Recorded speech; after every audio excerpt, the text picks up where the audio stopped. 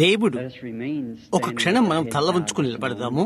పరలోకపు తండ్రి, నీవు మాకు అనుగ్రహించిన ప్రతి ఒక్క కృపాభరితమైన దాని కొరకు మేము నీకు కృతజ్ఞత చెల్లించుకుంటున్నాము. ఎలాంటి నీ యొక్క ఆశీర్వాదం కొరకైనా మేము యోగ్యులమే.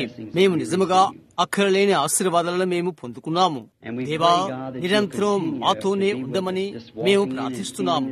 ఇప్పుడే లోపలికి వస్తూ కూటంలోని అద్భుతకరమైన ఈ ఆత్మను భావిస్తున్నప్పుడు అది నీ యొద్ద నుండి వచ్చినదని నాకు తెలుసును.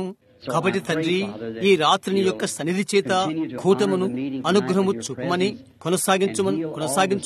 రోగ బాధలతో ఉన్నవారిని స్వస్థపరచుము. అది దయచేయము. మేము త్వరగా మర్చిపోకున్న రీతిగా ఈ గంభీరమైన రాత్రి ఉండును కాక. ఎందుకనగా అది నీ సన్నిధి చేత యేసు నామమున అడుగుచున్నాము. ఆమేన్. గడిచిన సాయంకాలం మిమ్మల్ని ఆలస్యంగా ఉంచినందుకు మిమ్మల్ని క్షమాపణ కోరుతున్నాను. మనం త్వరపడి వ్యాధిగ్రస్తులకు ప్రార్థించుకు ఈ రాత్రి నేను త్వరగా కొనసాగించుకు ప్రయత్నిస్తాను. గడిచిన రాత్రి కూటమి నిమిత్తమై నేను నిజంగా మంచిగా భావించాను. ఎందరో ప్రజలు స్వస్థత పొందుకున్నట్లు అగుపించినది. నాకెంతో బలము చేకూర్చబడింది. ప్రతి ఒక్కరూ కలిసి ప్రార్థించారు. అలాగన మనము నిలబడాలి. కాబట్టి ప్రభు మిమ్ములను దీవించును కాక. సరే, ఇప్పుడు రేపు రాత్రి దాన్ని వారు ముందుగానే ప్రకటించున్నారు. అది ఇంకొక స్థలం. మంచిది. ఇప్పుడు మనము సంఖ్యాకాండం 22వ అధ్యాయం చాలా త్వరగా తిప్పుదాము. అది ఒక చిన్న పాఠం కొరకు, కొద్దిగా వివరణ కొరకు. ఆ తర్వాత ప్రార్థనా వరుసలో ఎక్కువ సమయం మనము పెట్టుకోబోతున్నాం. విస్తారమైన మించిపోయిన కార్డు అట్టలు తాను ఇచ్చాడని, వాటిలో 2 లేక 300 ఇచ్చాడని బిల్లి చెప్పాడు. ప్రార్థనా వరుసలో అవి చేర్చుకోవటానికి కొంత సమయమే పడుతుంది. కాబట్టి సాధ్యమైతే 30 నిమిషాలకు మించకుండా కొద్ది నిమిషాలు మీతో మాట్లాడతాను. ఆ తర్వాత ప్రార్థనా వరుసను ప్రారంభించి రోగుల కొరకై ప్రార్థన చేస్తాను. ద్వితీయోపదేశకాండంలో క్షమించండి, సంఖ్యాకాండం 22వ అధ్యాయం 31వ వచనం. ఇది నేను చదవాలని ఆశపడుతున్నాను. అంతలో యెహోవా బిలాము కన్నులు తెరచిన కనుక దూసిన ఖడ్గము చేతపట్టుకుని త్రోవలో నిలిచియున్న యెహోవా దూతను అతడు చూచి తల వంచి సాష్టాంగ నమస్కారము చేయగా, ఇది ఒక సరైన స్థానానికి తెచ్చి మరియు మన యొక్క స్వస్థత కూడమును జరిగించుటకు ఇది ఒక కరుకైన పాఠముగా గుర్తించవచ్చును. సాధ్యమైతే 9 గంటలకు ప్రార్థనా వరుసను ప్రారంభించడానికి ప్రయత్నం చేస్తాను. ఇప్పుడు ఈ రాత్రి దేవుడు ఆయన మనస్సును మార్చుకున్నా అను పాఠమును నేను తీసుకుని ఆశపడుతున్నాను. మీకు తెలుసా, మన మనస్సును మనం మార్చుకోగలుగుతాం. ఎందుకనగా కొద్దిగా వ్యత్యాసంగా మనము నేర్పించబడ్డాం. మనము తప్పని మనకు తెలుసు. అయితే దేవుడు తన మనస్సును మార్చుకుంటాడని నేను నమ్మను. ఎందుకనగా ఆయన చేసినట్లయితే ఆయన ఖచ్చితంగా అనంతుడు కాదు. ఆయన దానిని మార్చినట్లయితే ఆయన శ్రేష్టమైన తీర్మానం చేయగలుగుతాడు. కాబట్టి ఆయనలో ఉన్న నా యొక్క విశ్వాసము ఆయన మనస్సును ఆయన మార్చుకున్నాడు.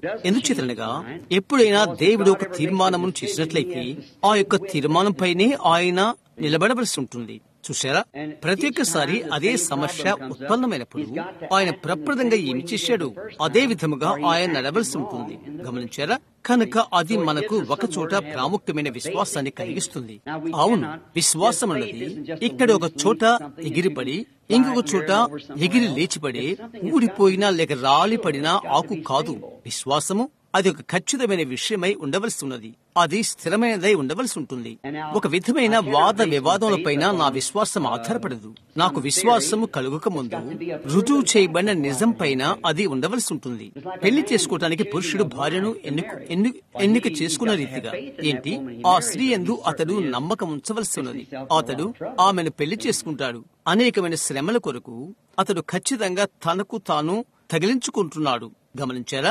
కాబట్టి అతడు తప్పక విశ్వాసము కలిగి ఉండవలసింది. కొన్ని బలమైన నిజాలపైన ఇంకా ఒక దానిపైన ఉండవలసిన విశ్వాసం అతడు కలిగి ఉండవలసి ఉంటుంది. ఆమె మాట పైన ఒకరు ఏదైనా చెప్పిన దానిపైన అతడు నమ్మకం కలిగి ఉండవలసి ఉన్నది. అతని దృష్టిని, అతని విశ్వాసమును అతడు నిలుపుట వలన ఒకటి కలిగి ఉండవలసి ఉంటుంది. కనుక దేవుని కలుసుకుంటూ గుర్చి నేను అలా భావిస్తున్నాను. నా విశ్వాసమును నేను ఉంచవలసిన ఒకటి అది ఆయన యొక్క వాక్యము. ఎందుచేతనంటే మనకు వివిధములైన తలంపులుంటవి. ఖచ్చితంగా మనందరికీ ఉంటవి. మనము క్రింద కూర్చుని చివరికి ఒక దానిని తినుటను గూర్చి కూడా మాట్లాడుకుంటుంటాం. ఎందుకని?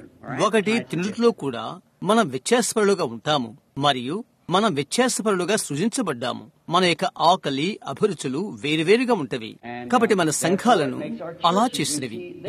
ఏది మంచో ఏది చెడో వాటిని గురించి వారి యొక్క భావాలలో వారు తారతమ్య భేదము కలిగి ఉండుట మనం గమనిస్తుంటాము. అది మనలో ప్రతి ఒక్కరికి ఒక ఎన్నిక చేయు తరుణము ఇవ్వబడుతుంది. నాకైతే దేవుని యొక్క వాక్యమే నిజమని నేను నమ్ముతున్నాను. అది ఎలాంటి ప్రత్యేక అనువాదమని నేను నమ్మను. అది ఏమి చెప్పినదో అది సత్యమని నేను నమ్ముతున్నాను. ఆ విధంగా నేను దాన్ని తీసుకుంటాను. అది దేవుని వాక్యం యొక్క మూలములని నేను తీసుకుంటాను. దానినంతటినీ చేయగలిగినంత విశ్వాసము నాకు లేకపోవచ్చు. అయితే అది కార్యసాధనం చేయగలిగిన విశ్వాసం ఒకరు కలిగి ఇండిన దానిపైన నేను నిలబడను. ఉదాహరణగా, తాను చచ్చిపోను అనున్నటువంటి విశ్వాసం హానోకు కలిగి ఉన్నాడు. అతడు ఒక మధ్యాహ్న వేళ విహారములకై వచ్చాడు. ఇక్కడ భూమి మీద అలసిపోయాడు. పరలోకానికి పైకి నడిచి వెళ్ళాడు.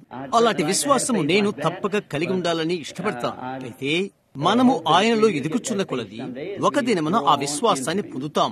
ఈ స్థలాన్ని నేను ఎన్నుకొంటకు కారణమేదంటే, ఎందుకనగా నాకు ఇది ఇక్కడ ఇలాగూ అగుపిస్తుంది. ఈ రాత్రి పాఠ్యాంశ కొరకై ఒక ఇబ్బందికరమైన స్థలముగా, బైబిల్ గ్రంథములో ఉన్న స్థలముగా నాకు అగుపిస్తుంది. ఎందుకనగా అది దేవుడు ఆయన మనస్సును మార్చుకున్నట్లుగా అగుపిస్తుంది. మరియు ఈ దేవుడు బిలాముతో చేయమని ఒకటి చెప్పి ఆ తర్వాత చేయమని ఇంకొకటి చెప్పినట్లుగా ఉన్నది. కనుక నేను అనుకున్నాను, దీన్ని కొద్దిగా సరైన పద్ధతిలో ఉంచుదామని అనుకున్నాను. అనగా ఆయన నిజంగా అతనికి ఏమి చెప్పెనో అది. కాబట్టి ఇప్పుడు దీని ముఖ్యాంశాలు. బిలాము ప్రవక్త అని మనకు తెలుసు. అదే సమయంలో బాలాకు మోయాబీల రాజై ఉన్నాడు. వారు అవిశ్వాసులు కాదు. అక్కడ ఆ మోయాబీలు ఇశ్రాయేళ్లు ఏ దేవుని సేవించుచున్నారో మోయాబీలు ఆ దేవునే వారు సేవించుచుండిరి. ఎందుకనగా మోయాబు దేశము లోతు కుమార్ని ద్వారా అతని కుమార్తె వలన రాజ్యం స్థాపించబడినది. కాబట్టి వారు అదే దేవుని సేవించారు. మీరు గమనిస్తే వారి కల్పనలు తదితరమైనవి ఖచ్చితంగా ఒకే విధముగా ఉన్నవి. కోడె దూడలు ఇంకా పొట్టేళ్లు రెండవ రాకను గురించి పలుకుచున్నవి.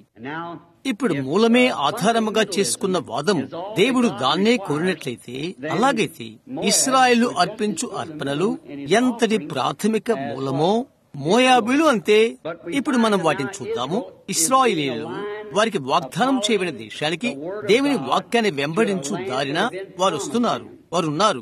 ఇక్కడ ఈ కలయికలో ప్రకృతి సంబంధమైన ఆత్మ సంబంధమైన పోలిక ఒకటి ఉంటుంది. ప్రకృతి సంబంధులు ఆత్మ సంబంధులు కలిసినప్పుడు ఎల్లప్పుడూ కూడా వ్యతిరేక శక్తులు ఘర్షణ ఉంటుంది. ఎందుకనగా వారు ఒకరికొకరు తల దాటి పరిగెత్తాలనుకుంటున్నారు.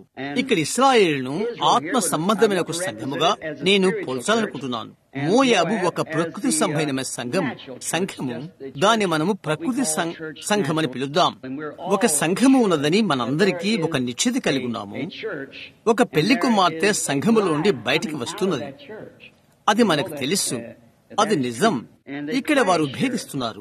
వారు ఇక్కడ విభేదించుటకు వేదిని మనం గమనిస్తే ఒక క్షణము నేను మాట్లాడబోతున్న ఒకదాన్ని క్రిందకు వస్తుంది. వారు విభేదించిన వెంటనే ఇంకొకరు ఏం చేస్తున్నారో ఒకరు చూస్తారు. ఒకరితో ఒకరికి ఒక గొప్ప చేతనత్వము అనుకరణ ఉంటుంది. అలాంటిది ఈనాడు మనం చూస్తున్నాం. ఎంతో ఎంతో ఎక్కువగా అనుకరణ మనకు ఉంటున్నది. నీవది చేశావా, నీవు ఎప్పుడు కూడా ఇబ్బందులు పడిపోతావు. ఒకరికొకరి జీవితాన్ని నీవు జీవించలేవు. మనం ఒక దాన్ని అనుకరణ చేయలేము.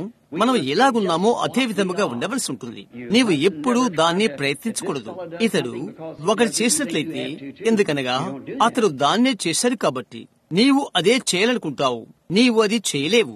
నీవు దేవునికి ఒక వ్యక్తివి. మనము ఒకరినొకరము అనుకరణ చేయకూడదు. ఇప్పుడు ఇశ్రాయేలీయులు వారు విధి నిర్వహణలో ఉన్నారు. ఒక వాగ్దాన భూమికి దేవుని యొక్క ఆజ్ఞ వలన ఆ ఆజ్ఞలతో వారు ముందుకు సాగిపోతున్నారు.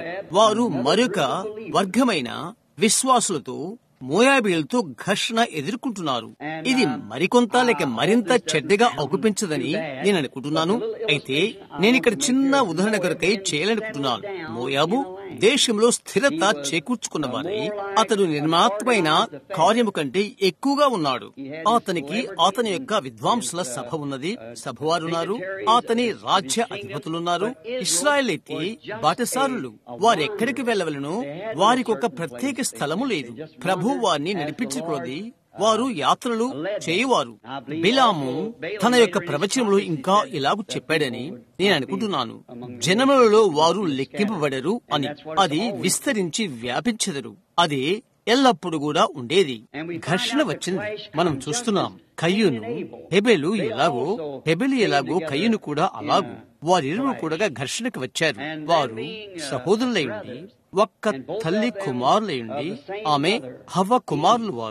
వారు మట్టివారని, మర్త్యులని మరియు జీవము నుండి, జీవం యొక్క తొటల నుండి వారు బయటికి పంపించబడ్డారని వారు గ్రహించినట్లుగా మనం చూస్తున్నాం. తిరిగి అక్కడికి వచ్చుటకు వారిద్దరూ ప్రయత్నించినట్లు మనం చూస్తున్నాము. మీరు గమనిస్తే ఇద్దరు అబ్బాయిలు కూడా ఎంతో భక్తి గలవారు. హెబెలు ఎంతటి భక్తి గలవాడు, కయ్యూను అంతే. వారిద్దరు కూడా బలిపీఠాలు కట్టారు, లేక ఆలయాలు కట్టారు. ఇద్దరు అర్పణలు అర్పించారు, ఇద్దరు ప్రార్థనలు చేశారు, ఇద్దరు దేవుని సేవించారు. అయితే వారిలో ఒకడు ఆయన తప్పుగా సేవించాడు. గమనించావా? నీవెంతగా యథార్థంగా ఉండు, ఆయన తప్పే చేస్తావు. నీవు తప్పే. ఒకరి దృష్టికి సరైనదిగా కనబడు మార్గము కలదు, తుదకది మరణమునకు త్రోవ తీయను. కయ్యూను హెబెలు చేసినది ఇదెంతో నిజమని చూస్తున్నాము. హెబెలు అర్పణ స్వీకరించబోట కయ్యూను చూశాడు. దేవుడు అతని అర్పణ ఎందుకు స్వీకరించాడు? నేను నిలుపు చేసి ఇక్కడ చెప్పాలనుకుంటున్నాను.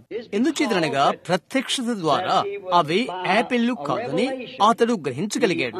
లేక ఇప్పుడు వారు దానిమ్మ పళ్ళు లేక వారు ఏదైనా తోటలో తిన్నది అది పాపమునకు కారణమైనది అని వారిప్పుడు అంటారు.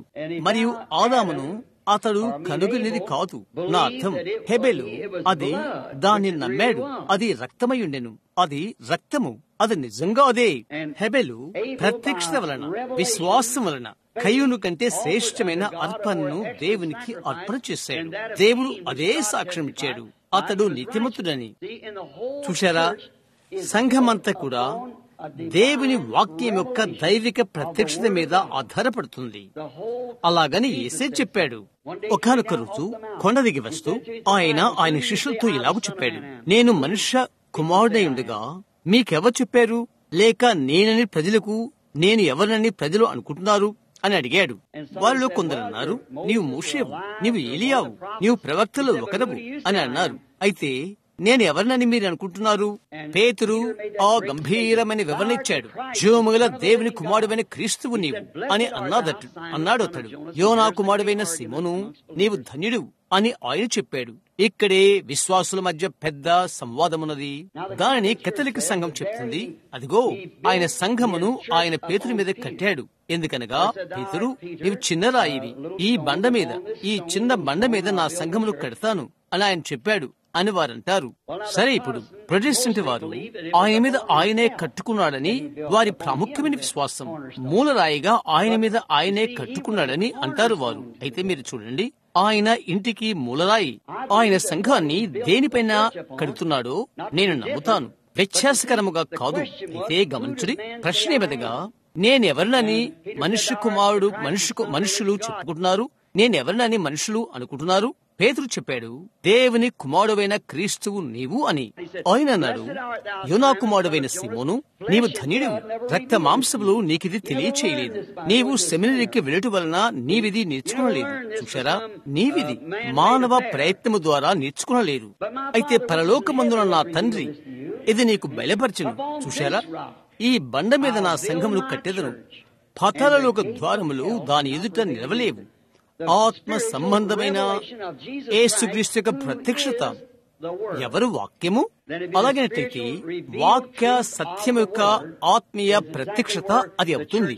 సంఘము ఖచ్చితముగా స్థిరత చేకూర్చుకున్నది అక్కడే.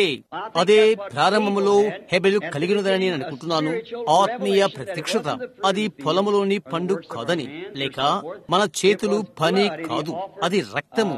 అతడు కయ్యూను కంటే దేవునికి మరి శ్రేష్టమైన అర్పణను అర్పించెను. అదే విషయాన్ని ఎంపిక చేయటిలో అబ్రహామునకు లోతును మనము చూస్తున్నాము. అబ్రహామును లోతును, ఎందుకనగా లోతు వెళ్లిపోయాడు. ఒక సమయం వచ్చినప్పటికీ పశువుల కాయువారి వలన ఆత్మ సంబంధమైన ప్రకృతి సంబంధమైన సంఘము ఘర్షణ వచ్చినది. వారు ఒకరికి ఒకరు వేరైపోవలసి వచ్చినది. ఇది ఎప్పుడు జరిగినదో అది అసూయను తెచ్చింది. అక్కడి హెబెల్లో మనం చూస్తున్నాము. ఎందుకనగా దేవుడు అతన్ని దానిని అంగీకరించాడు. దేనికైతే అతడు ఎంతగా శ్రమపడ్డాడో అట్టి కయ్యూను అందమైన అర్పణ ఆయన అంగీకరించలేదు. ఎంతో భక్తిపూర్వకంగాను సాగిలపడి మోకరించి హేబెలు ఏమేమి చేశాడో అలాంటివి అన్నీ చేశాడు. సత్యమనగా ఏమైనదో అట్టి ప్రత్యక్షతను మాత్రం అతడు కలిగి ఉండలేదు. కాబట్టి దేవుడు హెబెలు యొక్క ప్రత్యక్షతను మరియు అర్పణను దేవుడు అంగీకరించినప్పుడు హెబెల్ను గూర్చి కయ్యూను అసూయపడినట్లుగా మనం చూస్తున్నాం. అక్కడే మొట్టమొదటి హంతకుడు.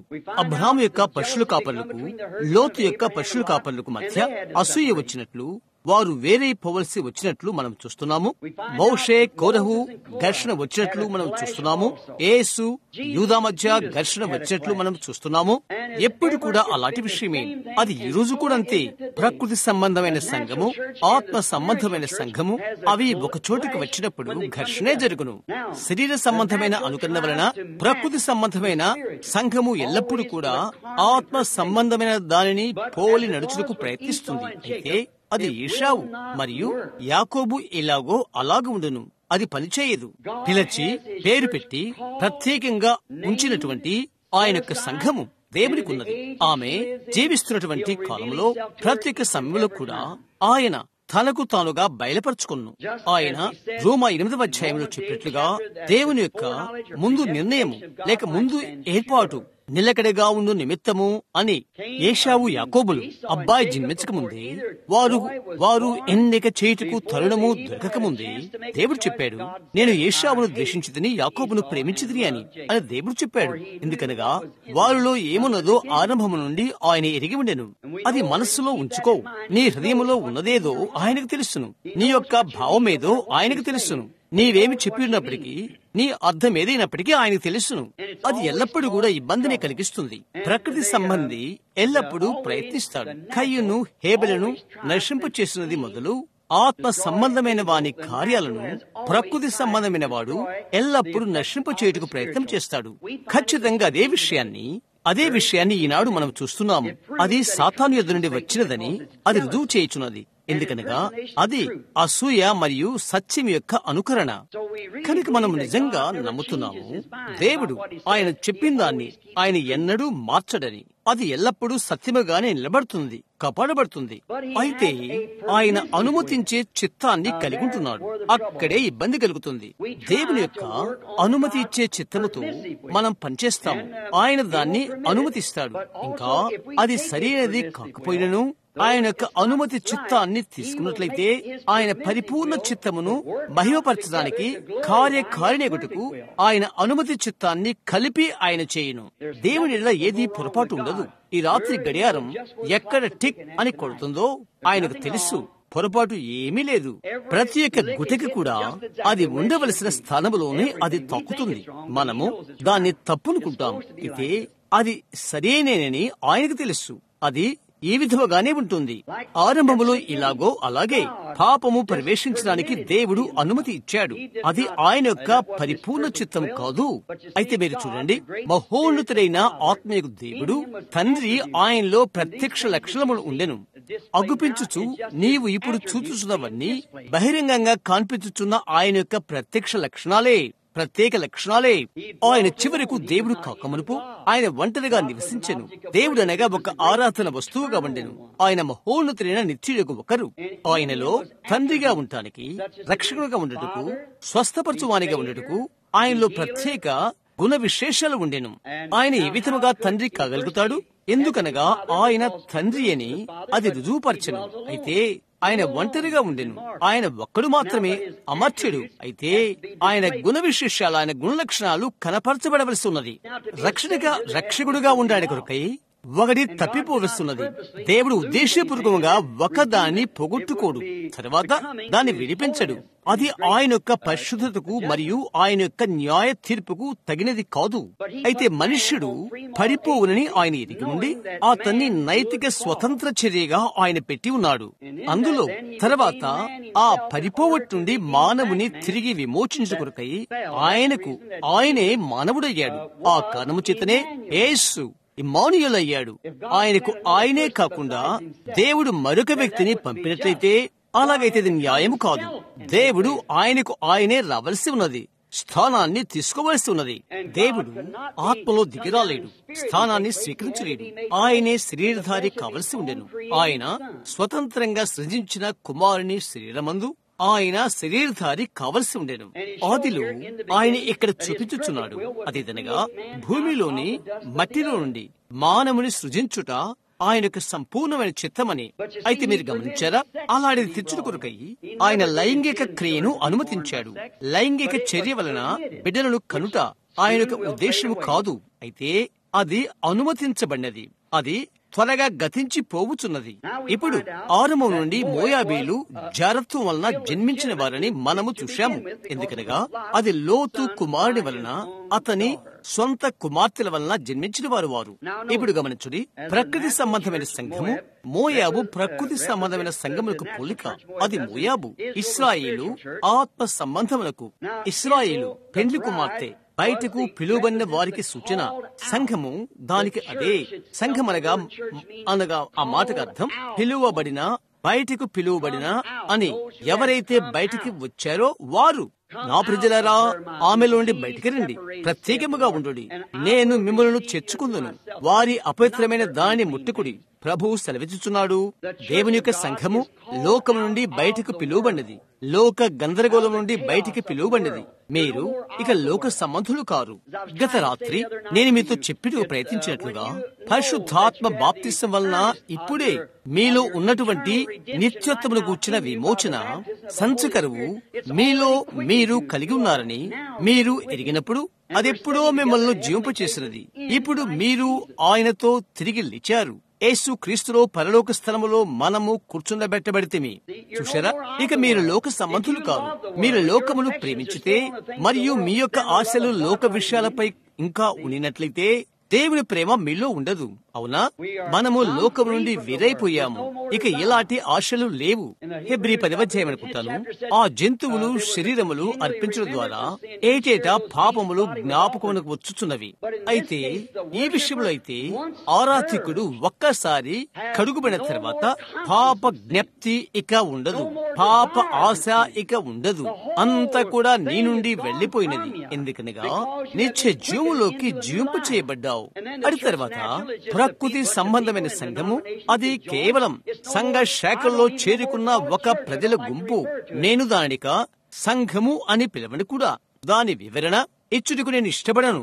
దాని నేను సత్రము అని వివరణ ఇస్తాను. మెథడిస్టు సత్రము, బాప్టిస్టు సత్రము, పెంతికోస్తు సత్రము. ఇదే సంఘము క్రీస్తు యేసులో తిరిగి జన్మించినది. అది నూతన సృష్టి కనుక మనం అది ఇంకా చూస్తాము. దేవుడు ఆయన మాటను ఆయన నిలబెట్టుకును. ఇప్పుడు మోయాబు చూసినది ఇలాంటి నిర్మాణాత్మక జనము, దేశము కానటువంటి ఈ ప్రజల మధ్య దేవుడు కదలుచుండుట మోయాబు తొంగి చూశాడు. వారు కేవలము అటు ఇటుగా స్థలము నుండి స్థలమునకు కదలుచున్నవారు. అయితే వింతైన విషయం ఏదనగా ఈ దేశాల మీదుగా వారు వచ్చుచు వారిని వీరు తీసుకున్నారు. వారి యొక్క రహదారిలో ఏమున్నదో వాటిని వారు తీసుకున్నారు. దాన్ని మోయాబు చూస్తున్నట్లుగా వారు తెలుసుకున్నారు. బాలాకు ఇశ్రాయేలు దేశమును ప్రజలను చూచి భూమినంతటినీ కప్పిన ప్రజలు అని అతడన్నాడు. ఎద్దు గడ్డిని నాకినట్లు వారు జనములను నాకినవారు వారు అని అన్నాడతడు. ఏ విధముగా ఈ గంభీరమైన ప్రత్యక్షతను వారు కలిగి ఉన్నారో అట్టి వాటిలో ఒకటైన కీలకమైన అంశాన్ని వారు తెలుసుకున్నారు. అది ఏదనగా వారి మధ్య ఒక ప్రవక్త ఉన్నాడని, వారు ఒక ప్రవక్తను కలిగి ఉన్నారని, వారిని నడిపించిన ఒకరు అతడు యథాతథంగా వినియోగించే మానవ కల్పితమైన పద్ధతి అది కాదు. అతని అధికారిక బృందం అతనితో ఉన్నారు. అతనితో గొప్ప హోదాలో ఉన్నవారు. ఇదే వారికి ఒక నాయకుడు ఉన్నాడు. దైవికమైన వాడని పిలువబడినవాడు అతడు. ఎంతటి విషాదకరమైన రోజో కదా అది. లోక సంబంధమైన సంఘం పరిశుద్ధాత్మిక దైవికమైన నాయకత్వాన్ని విడిచిపెట్టినది. ఒక బిషప్పును లేక ఆ స్థానాన్ని స్వీకరించి మరొకరును దత్తత తీసుకున్నది. అది విషాదకరమైన రోజు. పరిశుద్ధాత్మ సంఘం యొక్క నాయకుడై ఉండవలసి ఉన్నది. ఆరంభములో సంఘం ఏ విధంగా జీవించినదో ఆ విధముగానే సంఘమును చేయుటకు యేసుక్రీస్తు యొక్క మాటలను స్థిరపరచుటకు ఆయన పంపెను. కొద్ది కాలం క్రితమే ఇదే పట్టణంలోని ఒక ఖ్యాతిగాంచిన పాఠశాల ఉన్నది, ఒక సెమినరీ. అది ఫీనిక్స్ లో కూడా వారికి ఒకటి ఉన్నది. ఒక పురుషుడు వచ్చి లేక ఇద్దరు విద్యార్థుల దగ్గరకు వచ్చి అడిగారు, సహోదరు బ్రహ్మాం, నిన్ను మేము ఇష్టపడుతున్నాము. నీకు వ్యతిరేకంగా మాకు ఏమీ లేదు. అయితే మేము నిన్ను సరిచేయాలనుకుంటున్నాం అని అన్నారు వారు. మంచిది, నేను సరిచేయబడాలని కోరుకుంటున్నాను అని అన్నాను నేను. కనుక నేను అన్నాను, నేను తప్పైతే నేను ఖచ్చితంగా తప్పుగా ఉండకూడదనే అనుకుంటాను. నేను అనేక మందితో మాట్లాడతాను అని చెప్పాను. అతను అడిగాడు, సరే ఇది నీ యొక్క తప్పు ఇంకా అన్నాడు. అపోస్తుల భక్తి అపోస్తులతోని ఆగిపోయినప్పుడు నీవు భక్తితో అపోస్తుల యొక్క భక్తితో జీవించినట్లు చేయుటకు నీవు పరిచయం చేయుటకు ప్రయత్నం చేస్తున్నావు. అవునండి అని నేను అడిగాను. నేను అన్నాను. అతడు చెప్పాడు, నేను ఇప్పుడు దానిని నీతో వాదించాలనుకోవట్లేదు అని అన్నాడు. నేను కూడా వాదించాలని అనుకోవట్లేదు. మనము అలాగు చేయవద్దు, మనం అలాగు చేయకూడదు, మనం సహోదరులం అని నేను అన్నాను. అతడు చెప్పాడు, సరే అన్నాడు, నేను కొద్దిగా నీకు సహాయం చేస్తాను. నేను అడిగాను, నేను తప్పక సహాయము ఇష్టపడతాను అని అన్నాను. ఇప్పుడు చూడు అని అన్నాడు అతడు అన్నాడు, అది నిజమే అని నేను చెప్పాను. ఇప్పుడు మనము మాట్లాడుతున్నప్పుడు పాఠ్య పుస్తకాలు మనము వినియోగించకూడదు. నా సొంతవి నేను వాడను అని నేను చెప్పాను. నాకు ఇది తప్ప ఇంకోటి లేదు. కనుక నేను చెప్తున్నాను, నేను పాఠ్య పుస్తకము వాడను, బైబిల్ మాత్రమే. మేము బైబిల్నే వాడుదాం, మనము బైబిల్నే వాడుదాం అని అన్నాను. అతడు అన్నాడు, సరే అన్నాడు. నేను అడిగాను, అపోస్తుల యొక్క సంఘకాలము పెంతెకోస్తు దినమున ప్రారంభమైనది, నీవది అంగీకరిస్తావా? అతడు అన్నాడు, అవును నేను అంగీకరిస్తాను అన్నాడు. దేవుడు సంఘానికి అక్కడే బలమును దయచేశాడు ఈ యొక్క అపోస్తుల ఉద్యమం కొరకు అది అని నేను చెప్పాను. అతడు అన్నాడు, అవును అది సంఘం యొక్క అరమరిక లేక కట్టడం. ఇప్పుడు సంఘము ఎప్పుడో క్రమములో ఉంచబడినది. మన యొక్క కాపరులు, మన ఘనమైన సంస్థాపకులు ఉన్నవి. ప్రజలను ఆకర్షించుటకు మరిక ఆ విషయాలు అవసరం లేదు అని అతడు అన్నాడు. దాన్ని బైబిల్ ఎక్కడ చెప్తుంది అని అడిగాను. అదెక్కడ బైబిల్ చెప్తుందో నీవు నాకు చెప్పు అని అడిగాను. చూస్తున్నారా, సరే ఆ విధంగా అది ఖచ్చితంగా చెప్పట్లేదు అని చెప్పాడు అతను. నేను అడిగాను, ఆ విధముగానైతే ఆ విధముగా అది చెప్పకపోతే నేనది అంగీకరించను. అవును నేను అడిగాను, అది ఆ విధంగా ఉండవలసి ఉన్నది. దేవుడు ఆయన ప్రజలను ఇంకా పిలుచుచున్నాడని నీవు నమ్ముతున్నావా అని అడిగాడు అతడు. అవునండి అని అన్నాను. నేను అడిగాను, బైబిల్ నిజమని ప్రతి జవాబు నిజమని నీవు నమ్ముతున్నావా అని అడిగాను. అని చెప్పాడు అతడు. నేను చెప్పాను, పెంతెకోస్తు దినమున ప్రతినిధి అయిన పేతురు అతడు రాజ్యం యొక్క తాళపు చెవులు కలిగి ఉన్నాడు అని. అవునది నిజమే. నేను చెప్పాను, అతని యొక్క తీర్మానం ఏదైనప్పటికీ యేసు చెప్పాడు, భూమి మీద మీరు ఏది బంధిస్తారో పరలోకమందు అది నేను బంధిస్తాను అని. భూమి మీద మీరు ఏది విప్పుదురో పరలోకమందు నేను విప్పుదును అని. అది నేను నమ్ముతున్నాను అని అన్నాడతడు. నేను చెప్పాను, ఆశ్చర్యపడుతున్న ఆ ప్రజలతో పేతురు చెప్పాడు, అపోస్తుల కార్యములు 2:38 వీరు అన్య భాషలతో మాట్లాడుచుండరి అని. రక్షణ పడుటకు మేమేమి చేయాలి అని వారు అతను అడిగారు. అతడు చెప్పాడు, మీరు మారు మనసు పొంది పాప క్షమాపణ నిమిత్తమై మీలో ప్రతి ఒక్కరూ యేసుక్రీస్తు నామములో బాప్తిసం పొందుడి, అప్పుడు పరిశుద్ధాత్మ వరమును పొందుదురు. ఈ వాగ్దానం మీకు, మీ పిల్లలకు మరియు దురస్తులందరికీ అనగా ప్రభు దేవుడు తన యొద్దకు పిలిచిన వారందరికీ చెందును. దేవుడు ఇంకా పిలుచుచున్నట్లయితే అదే వాగ్దానము వారికి చెల్లుతుంది. అతను ఇక్కడికి వచ్చాడు. బిల్లీ గ్రహాం గుంపు వారితో ప్రార్థించుకోవడానికి ఇక్కడికి వచ్చాడు. ఇక్కడే ఒక చోట కాలిఫోర్నియాలో కొన్ని వారాల క్రితము ఆ గుంపు వారు ఇక్కడే నిజమైన విధేయతతో కూడిన సమర్పణ గల ఉపవాస ప్రార్థనను కూర్చున్నారు. పరిశుద్ధాత్మ వారందరిపైన దిగా భాషలతో వారు మాట్లాడారు. ఇప్పుడు ఆరిజోనా ట్యూసన్ లోని అసెంబ్లీస్ ఆఫ్ గాడ్ కు చెందిన ఫ్రెండ్లీ సంఘం యొక్క సభ్యుడు అతడు అన్నాడు, ఓ సహోదర అబ్రహాం, నేనెక్కడికి వెళ్లి ఎంతో ఆనందించాను. ఇంకా చెప్పాడు, నా చేతులు వెనక్కి ఎత్తి దేవునికి మహిమ అని చెప్పి నేను పాడాను. ఇంకా చెప్పాడు, న్యూ టెస్టమెంట్ బాప్టిస్ట్ చర్చ్ లో నేనెప్పుడు అది చేయలేదు అని అన్నాడు. నేను చెప్పాను, నీవు చేయలేవు, అవును, అందువల్లనే నీవు బయటికి వెళ్లిపోయావు అని. కనుక అక్కడే నీ ఉన్నావు. చూశారా, దేవుడు ఆయన మాటను నిలబెట్టుకును. ఆయన ఏం చెప్తే అది ఆయన చేస్తాడు. దేవుడు ఆయన మాటను ఆయన నిలబెట్టుకోవలసి ఉంటుంది. ఇక్కడ మోయాబునకున్నటువంటి ప్రకృతి సంబంధమైన అనుకరణలు మనం ఇక్కడ చూస్తున్నాం. అతడు ఆశీర్వదించి, శపించి, నడిపించి మొదలైనవి చేయగల ఇశ్రాయేలు మధ్య ఉన్న ఈ ప్రవక్తను అతడు చూశాడు. కాబట్టి రాజకీయాల ద్వారా దాన్ని కలుపుటకు అతడు ప్రయత్నం చేశాడు. అలాంటిది ఈనాడు సంఘం మధ్య జరుగుతున్నది. ఒక రకమైన పద్ధతుల ద్వారా అది కలుపుటకు ప్రయత్నించారు. నీవు అది చేయలేవు. ఆ కాలమునకు ఇవ్వబడిన వాక్యమును స్థిరపరచుట కొరకై దేనిలో అది జీవించుచున్నదో అట్టి కాలమునకు సంఘమును నడిపించుచు సంఘములో పరిశుద్ధాత్మ సజీవంగా ఉండవలసి ఉన్నది. దేవుడు వాక్యమును మాట్లాడాడు. ఆరంభము నుండి ఎంతో ఎక్కువగా ఈ కాలమునకు, ఎంతో ఎక్కువగా ఆ కాలమునకు, కొంత వారి కాలమునకు మాట్లాడాడు. అది ఎల్లప్పుడూ ఆ విధముగానే ఉండును. చూశారా, ఈ సంఘము దాని యొక్క దినమునకు బ్రతికింపు చేయు పరిశుద్ధాత్మ సంఘములో సజీవంగా ఉండవలసి ఉన్నది. ఈ చివరి కాలపు యొక్క పరిచయను స్థిరపరచుటకు, చివరి కాల సూచనలు స్థిరపరచుటకు, కడవరి కాల పరిశుద్ధాత్మ కృంభనింపును నిర్మలాత్మకు చేయుటకు అది ఇక్కడ ఉండవలసి ఉన్నది. అది చేయుటకు అది ఇక్కడ ఉండవలసి ఉన్నది. పద్ధతుల యొక్క పనుల ద్వారా నీవు దాన్ని కొనసాగించలేవు. దేవునికి ఒక పద్ధతి ఉన్నది. పరిశుద్ధాత్మ మనకు ఎవరు ఇచ్చునో ఆయనే ఆయన. ఇక్కడ మోషే మనము ఒక రాజును కలిగినట్లు చూస్తున్నాము. ఆ రాజు అతన్ని అభిషేకించిన దేవుడు. బిలాము కూడా ఒక రాజు కింద ఉన్నాడు. అతడు బాలాకు.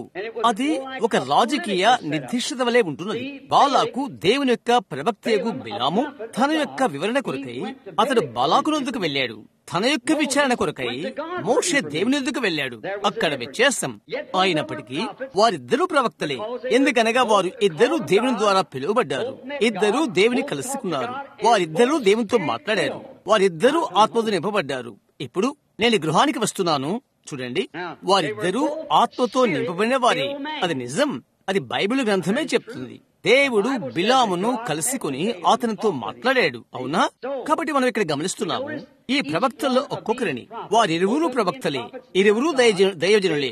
వారి యొక్క నాయకత్వానికి వారు సమకూర్పు చేశారు. మోషే దేవునికి సమకూర్పు చేశాడు. ఇక్కడ బిలాము బాలాకుకు సమకూర్పు చేశాడు. ఇక్కడ గమనించు, ఆత్మ సంబంధమైనది, ప్రకృతి సంబంధమైనది వాటికంత సంపూర్ణమో దేవుని వలన పంపబడిన మోషే విధి నిర్వహణలో మరి యొక్క దైవజనుడిని కలిసి సవాలు చేశాడు.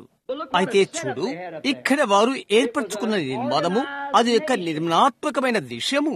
ఎక్కడికి వెళ్ళవలసినదో దేవుడు వారికి చెప్పుచున్నట్లుగానే మోషే ఇశ్రాయేలును నడిపించుచుండెను. అగ్ని స్తంభం ద్వారా, అతీతమైన ఉనికి ద్వారా మార్గమున వారు నడిపించబడ్డది. మోషే తన యొక్క సమాచారమును లోగాస్ ద్వారా, అనగా దేవుని యుద్ధ నుండి బయటికి వచ్చిన అగ్ని స్తంభము ద్వారా, అనగా నిబంధన దూత ద్వారా, అనగా క్రీస్తు ద్వారా, అనగా అభిషక్తుల ద్వారా పొందుకొనుచుండెను. అక్కడి నుండి అతడు తన వర్తమానమును పొందుకుని వాగ్దాన దేశ మార్గమున ఇశ్రాయేలు ప్రజలకు దాన్ని ఇచ్చుచుండెను.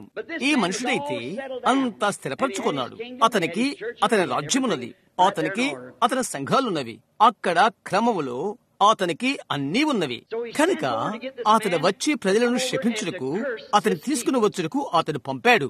గమనించు, ఆ ఒక్క ప్రవక్త, ఒక్క దైవజనుడు ఇంకొక మనుష్యుడు చేయుచున్న దేవుని కార్యాలను చూచి ఆ యొక్క దేవుని కార్యాలను సవాలు చేయుటకు ప్రయత్నించుట, మరెక్కువగా తెలుసుకోవాలని ఎరిగి కూడా ఆ విధముగా చేయుట నీ ఊహించు. బాలాకు అతని యొద్ద పంపి వచ్చి ఈ ప్రజలను శపించు అని అతనికి చెప్పాడు. లేక బిలాము సరైనదే చేశాడు. అతడు దేవుని వెతికాడు. మొదట అతడు దేవుని వెతికాడు. అదే అతడు చేయవలసి ఉన్నది. అడు తర్వాత దేవుడు అతనికి తన యొక్క సంపూర్ణమైన ఖచ్చితమైన జవాబిచ్చాడు. అతనితో వెళ్ళవద్దు అని, వారి జోలికి పోవద్దు, జనములను నీవు శపించకూడదు, వారు ఆశ్రయించబడిన వారు, అని. అది అతనికి చాలు. దేవుడు ఏదైనా చెప్పినప్పుడు ఆయన దానిని మార్చడు. గమనించు, ఆయన యొక్క సంపూర్ణ చిత్తం మీదనగా నీ వెళ్ళవద్దు, ఆ ప్రజలను ఎదుర్కొనవద్దు, వారు నా ప్రజలు. అది ఆయన యొక్క సంపూర్ణమైన చిత్తము. అయితే ఆరంభము నుండి బిలాము ఆ ప్రజలను ఇష్టపడలేదు. గమనిస్తున్నారా? అక్కడే మీరున్నారు. ఈ దినాన ఎంతమంది బిలాములు మనకున్నారు? అదే విషయం వారికి బాగా తెలుసు. మన ప్రభుని యేసు యొక్క దినాలలో వారికి వారున్నారు. నికోదేము వచ్చి, రబ్బీ, నీవు దేవుని యొద్ద నుండి పంపబడిన మనుష్యుడువని మేము ఎరుగుదుము, లేక బోధకుడువని మేము ఎరుగుదుము. దేవుడు అతనికి తోడుగా ఉంటే తప్ప ఏ మనుష్యుడు నీవు చేయు కార్యములు చేయడు అని అన్నాడు. చూశారా? అది వారికి తెలుసు. వారు తిరిగి బిలాములు. చూశారా? బిలాము ప్రజలను ఇష్టపడలేదు. అతని యుద్ధ ప్రాముఖ్య నివాస స్థలములు గమనించు. అతనికి చెప్పుడు కొరకై అక్కడ కొందరు మంచివారిని వారు పంపారు. వారు చెప్పారు, కొంతమంది ఇక్కడికి వస్తున్నారు, నీవు ఒక ప్రవక్తవని మేము ఎరిగి ఉన్నాము, నీవు గొప్ప మనిషివి, నీవు ఇక్కడికి వచ్చి ఈ ప్రజలను శపించు అని చెప్పారు. ఒక నిమిషము ఆగు, నేను లోపలికి వెళ్లి రాత్రంతా ఉండి ప్రార్థించే వరకు ఒకవేళ ప్రభువు నన్ను కలుసుకుని ఆయన నాకు ఒకటి చెప్తాడు అని బిలాము చెప్పాడు. సరే, తర్వాత ఉదయం ప్రభు అతన్ని కలుసుకుని, నీ వెళ్ళొద్దు, ఆ ప్రజలను నీవు శపింపవద్దు, వారు దీవించబడిన వారు. సరే, బిలాము బయటికి వెళ్లిపోయి, నేను రాను, ఎందుకనగా యెహోవా నన్ను వెళ్ళవద్దు అని చెప్పాడు. గమనించు, వారు తిరిగి వెనుకకు వెళ్లిపోయి ప్రధాన కార్యాలయం చేరుకున్నారు. అతని కొరకై అక్కడకు చేరి వారికున్న ఈ కూటాన్ని నిలుపు చేశారు. మీరు గమనిస్తున్నారా? వచ్చి తెలుసుకున్నదేమనగా, ప్రధాన కార్యాలయము ఉన్నత శ్రేణిలోనున్న ఒక మంచి అధికార బృందాన్ని, బహుశా బిషప్ను లేక రాష్ట్ర ప్రెసిడెంట్ కావచ్చు, వారిని పంపి అక్కడికి వెళ్లిపోయి ఎలాగైనా నిలుపు చేయమని చెప్పారు. చూశారా? పలుకుబడిగలిగిన అతని శ్రేష్ఠులైన గుంపులు, శ్రేష్టమైన బహుమతులు, విస్తారమైన డబ్బు. చెప్పాడు, నేను నిన్ను ఉన్నతమైన స్థానంలో హెచ్చిస్తాను. సాధారణమైన ఒక మనిషిగా కాకుండా కొంచెం శ్రేష్టమైన ఉన్నతి స్థితిలో పెట్టగలగనేమో. నేనది చేయుటకు నాకు హక్కున్నది, ఎందుకంటే ఈ యొక్క గొప్ప స్థితిలో నేను ఇక్కడ రాజుగా ఉన్నాను. నీవది చేసినట్లయితే నేను నీకొక గొప్పది చేయగలను అని అన్నాడు. గమనించు, క్రొత్త నివేదిక అతన్ని గుడ్డివానిగా చేస్తుంది. దేవుడు ఏమి చెప్పాడు, దేవుని ఏమి చేయను అతడు ఎరగవలసి ఉండెను. అయితే అది అతన్ని అంధునిగా చేసినది. దేవుని యొక్క ఒక ప్రవక్తగా అలాంటి గుంపు వారి ద్వారా అతడు ప్రభావితుడు కాకూడదు, లేక ఆకర్షింపబడకూడదు. ఆరంభము నుండి అతడు ఆ గుంపుకు బయట ఉండవలసి ఉండెను. ఇక్కడున్న కొంతమంది దైవజనులతో నేను మాట్లాడుతున్నట్లయితే ప్రధాన కార్యాల వద్ద వారు ఎలాగూ చెప్పుడుకు ప్రయత్నిస్తారు. అద్భుత కార్య దినాలు గతించిపోయినవి, అద్భుత కార్యాలు జరిగే దినాలు గతించిపోయినవి. అదే మనము ఇట్లా చేస్తున్నాము. ప్రభుని యేసు మనలను ఆస్వాదిస్తున్నాడు. మరియు ఆ మతావేశపు గుంపు, ఉద్రేకాలు, ఉర్రూతలు, దైవిక స్వస్థత అనేది లేనేలేదు. వెంటనే ఆ గుంపు నుండి బయటికి రండి, అందులోండి బయటికి వెళ్ళుడి, ఎందుకనగా ప్రత్యక్షపరచబడిన దేవుని యొక్క వాక్యం అది. అపోస్తుల దినములోని అలాంటివి ఏమీ లేవు అని వారు చెప్తారు. పరిశుద్ధాత్మ బాప్తిస్మం లేదు అని అంటారు. భాషలు మాట్లాడుట అలాంటిది ఏమీ లేదు. ఓ సహోదరుడా, అది నీవు వినవద్దు. ఈ రోజు బాలాకు లాంటి వారు అనేక మంది ఉన్నారు. వెనుక కార్యాలయంలో కూర్చుని ఈ బైబిల్ పుస్తకాలు చదువుతూ ఇది సత్యమని ఎరిగి కూడా అయితే స్థానము కాపాడుకుంటూ కొరకై వారి నిర్ణయాన్ని వారు తీసుకోరు. అది ఖచ్చితంగా నిజం. గమనించు, ఈ గుంపులో తాను ఉండకూడదని అతనికి తెలుసు, లేదా బిలాము అది ఎరిగే ఉండెను. దేవుని చిత్తము నుండి వారు వెళ్లిపోతారు. దేవుని చిత్తములో లేకుండానే నేరుగా నీతో వారు మాట్లాడతారు. దేవుని చిత్తమును నీవు కనుగొన్న తర్వాత దాన్ని బయట ఎవ్వరూ నీతో మాట్లాడుటకు అనుమతించకు. మంచివారే ఉండిన వారు కూటములకు వచ్చుచు స్వస్థత పొందుకుని తిరిగి వెళ్లిన వారు నాకు తెలుసు. వారంటారు, ఓ అటువంటిది ఏమీ లేదు, నీవు మమ్మల్ని ఇబ్బంది చేస్తున్నావు, అలాంటిది ఏమీ లేదు అని అంటారు. ప్రజలు అనుమానంతో వెళ్తారు. వారు వచ్చి క్రీస్తును తమ హృదయాలలో స్వీకరించిన వారిని నేను చూశాను. తిరిగి వెనక్కి వెళ్లిపోతారు. బహుశా భాషలతో మాట్లాడి వెనుకకు వెళ్లిపోతారు. సంఘం చెప్తుంది, ఏంటి క్రైస్తవ్యానికి నీవు అవమానకరం అని మొదలైనవి అంటారు. ఓ అలాంటిది చేయవద్దు. అవును, ఆ గుంపు నుండి బయటికి వెళ్ళు, దానికి దూరంగా ఉండు. గమనించు, బిలాము ఇక్కడ అతనికి మనస్సాక్షి నిమిత్తము మోసకరమైన పాఠ్యాంశాన్ని వినియోగిస్తున్నాడు. చూశారా? అతడు అన్నాడు, ఒక్కవేళ మరొక రాత్రి నీవు నిలిచి ఉండు, ఒకవేళ నేను దేవుని అడుగుతాను, చూశారా, ఒకవేళ ఆయన తన మనసును మార్చుకునేమో. అయితే దేవుడు తన మనస్సు మార్చుకోడు. పెంతెకోస్తు దినమున దేవుడు పరిశుద్ధాత్మను గురించి న్యాయబద్ధమైన ప్రకటనను దేవుడు మనకిచ్చిన తర్వాత ఆయన నిలబెట్టుకోవలసింది అదే అవుతుంది. బైబిల్ కాలమంతట్లో దాన్ని ఆయన చేశాడు. మరియు ఏ కాలములోనైనా ఆయన అక్కడ అనుగ్రహించిన అట్టి ఆధారం మీద ఎవరు వచ్చునో వారికి చెయ్యను.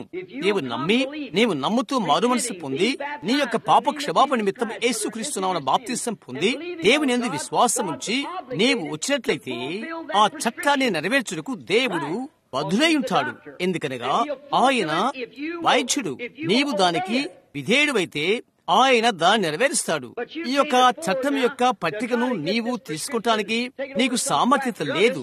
ఏదైనా కలుపు చేయటువంటి ఒక బూటకపు మందులు తయారు చేయవాని వద్దకు నీవు తీసుకుని వెళితే నీవు తీసుకుని వెళ్ళినట్లయితే ఆ వ్యాధిగ్రస్తుని చంపునేమో.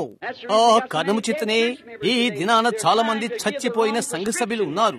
వారు తప్పుడు వైద్య పట్టికను ఇచ్చిన కొరకై ప్రయత్నిస్తున్నారు. సాక్షాత్తు ఇక్కడే నేరుగా దేవునికి వైద్య పట్టిక ఉన్నది. ఆయన నిన్న నేడు యుగ యుగములు ఒక్కడే రీతిగా ఉన్నాడు. దేవుడు ఏమి ఇవ్వమని చెప్పినాడో ఆ మందునే నీవు తీసుకోవలసి ఉన్నది. బైబిల్ తెలియజేస్తుంది, గిలాదులో గుగిలము లేదా, అక్కడ ఏ వైద్యుడు లేడా అని. అక్కడ ఉన్నదని అనుకో.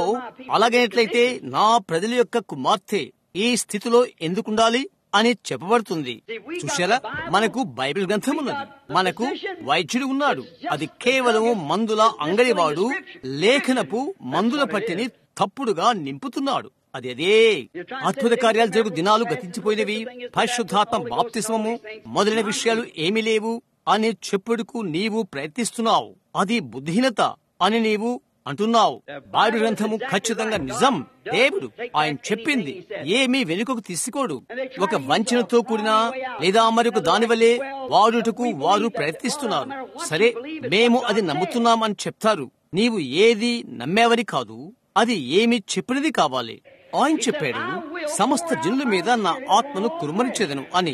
ఈ కడవరి దినములకై ఆయన అది వాగ్దానం చేశాడు. మీరు చూస్తున్న కుటుంబాలను ఇలాగూ చెప్పుడుకు ప్రయత్నం చేస్తారు.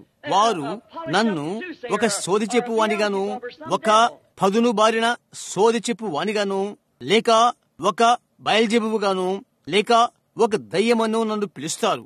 వారిని చెప్పవలసి ఉన్నది. ఎందుకనగా వారు వారి తండ్రికి సంబంధించిన వారు. అట్టి దాన్నే ప్రారంభంలో యేసుక్రీస్తు చెప్పాడు.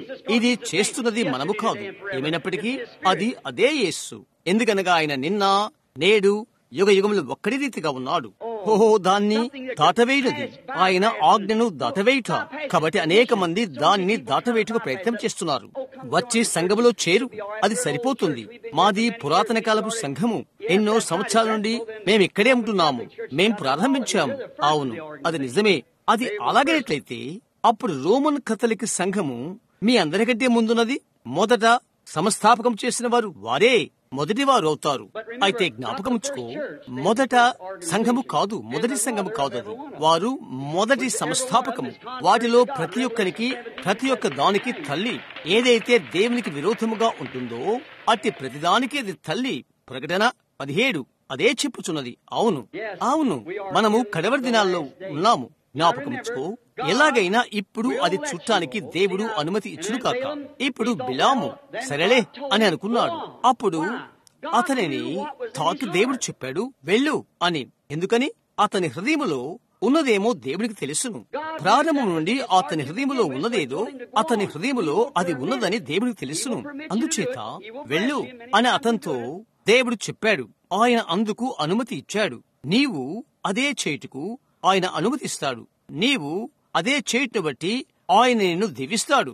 చివరికి ఇశ్రాయేలును సహా ఆయన ఆశీర్వదించాడు. కృప ఎప్పుడో వారికి ఒక ప్రవక్తను, అగ్ని స్తంభాన్ని, ఒక విమోచనను, అద్భుతాలను, సూచనలను అనుగ్రహించి ఐగుప్తు నుండి వారిని బయటకు తెచ్చినది. ఆయనను వారు ధర్మశాస్త్రము కావాలని కోరారు. వారికిచ్చుటకు ఆయన అంగీకరించాడు. అయితే అన్ని సమయాల్లో ఆయన వారిని శపించాడు. అతడు ఏ విధముగా వెళ్ళవలనని అనుకున్నాడో అలాగే బిలాము వెళ్ళుటకు ఆయన అనుమతిచ్చాడు. అయితే ఆయన ఏం చేశాడు? అతడు అక్కడకు వెళ్లిపోయి ప్రజలను శపించుటకు బదులుగా వారిని అతడు ఆస్వాదించాడు. దేవుడు ఏదైతే ఆస్వాదించాడో దాన్ని అతడు క్షమించలేకపోయాడు. నేను మీకు చెప్పాను, సరిగ్గా 9 గంటలకు నేను వెళ్తున్నాను. నేను పైకి చూశాను. ఇప్పుడు సమయం. ఇక్కడ నా యొద్ద నిండుగా వివరణ ఉన్న పుస్తకం ఒకటి ఉన్నది. అయితే ముగింపుగా నేనిది చెప్పాలనుకుంటున్నాను. దేవుడు ఎన్నడూ తన మనస్సు మార్చుకోడు. బిలాము వెళ్లకుండా ఉండుటే అతని యొక్క తిరుగులేని చిత్తం, ఆయన యొక్క తిరుగులేని చిత్తం.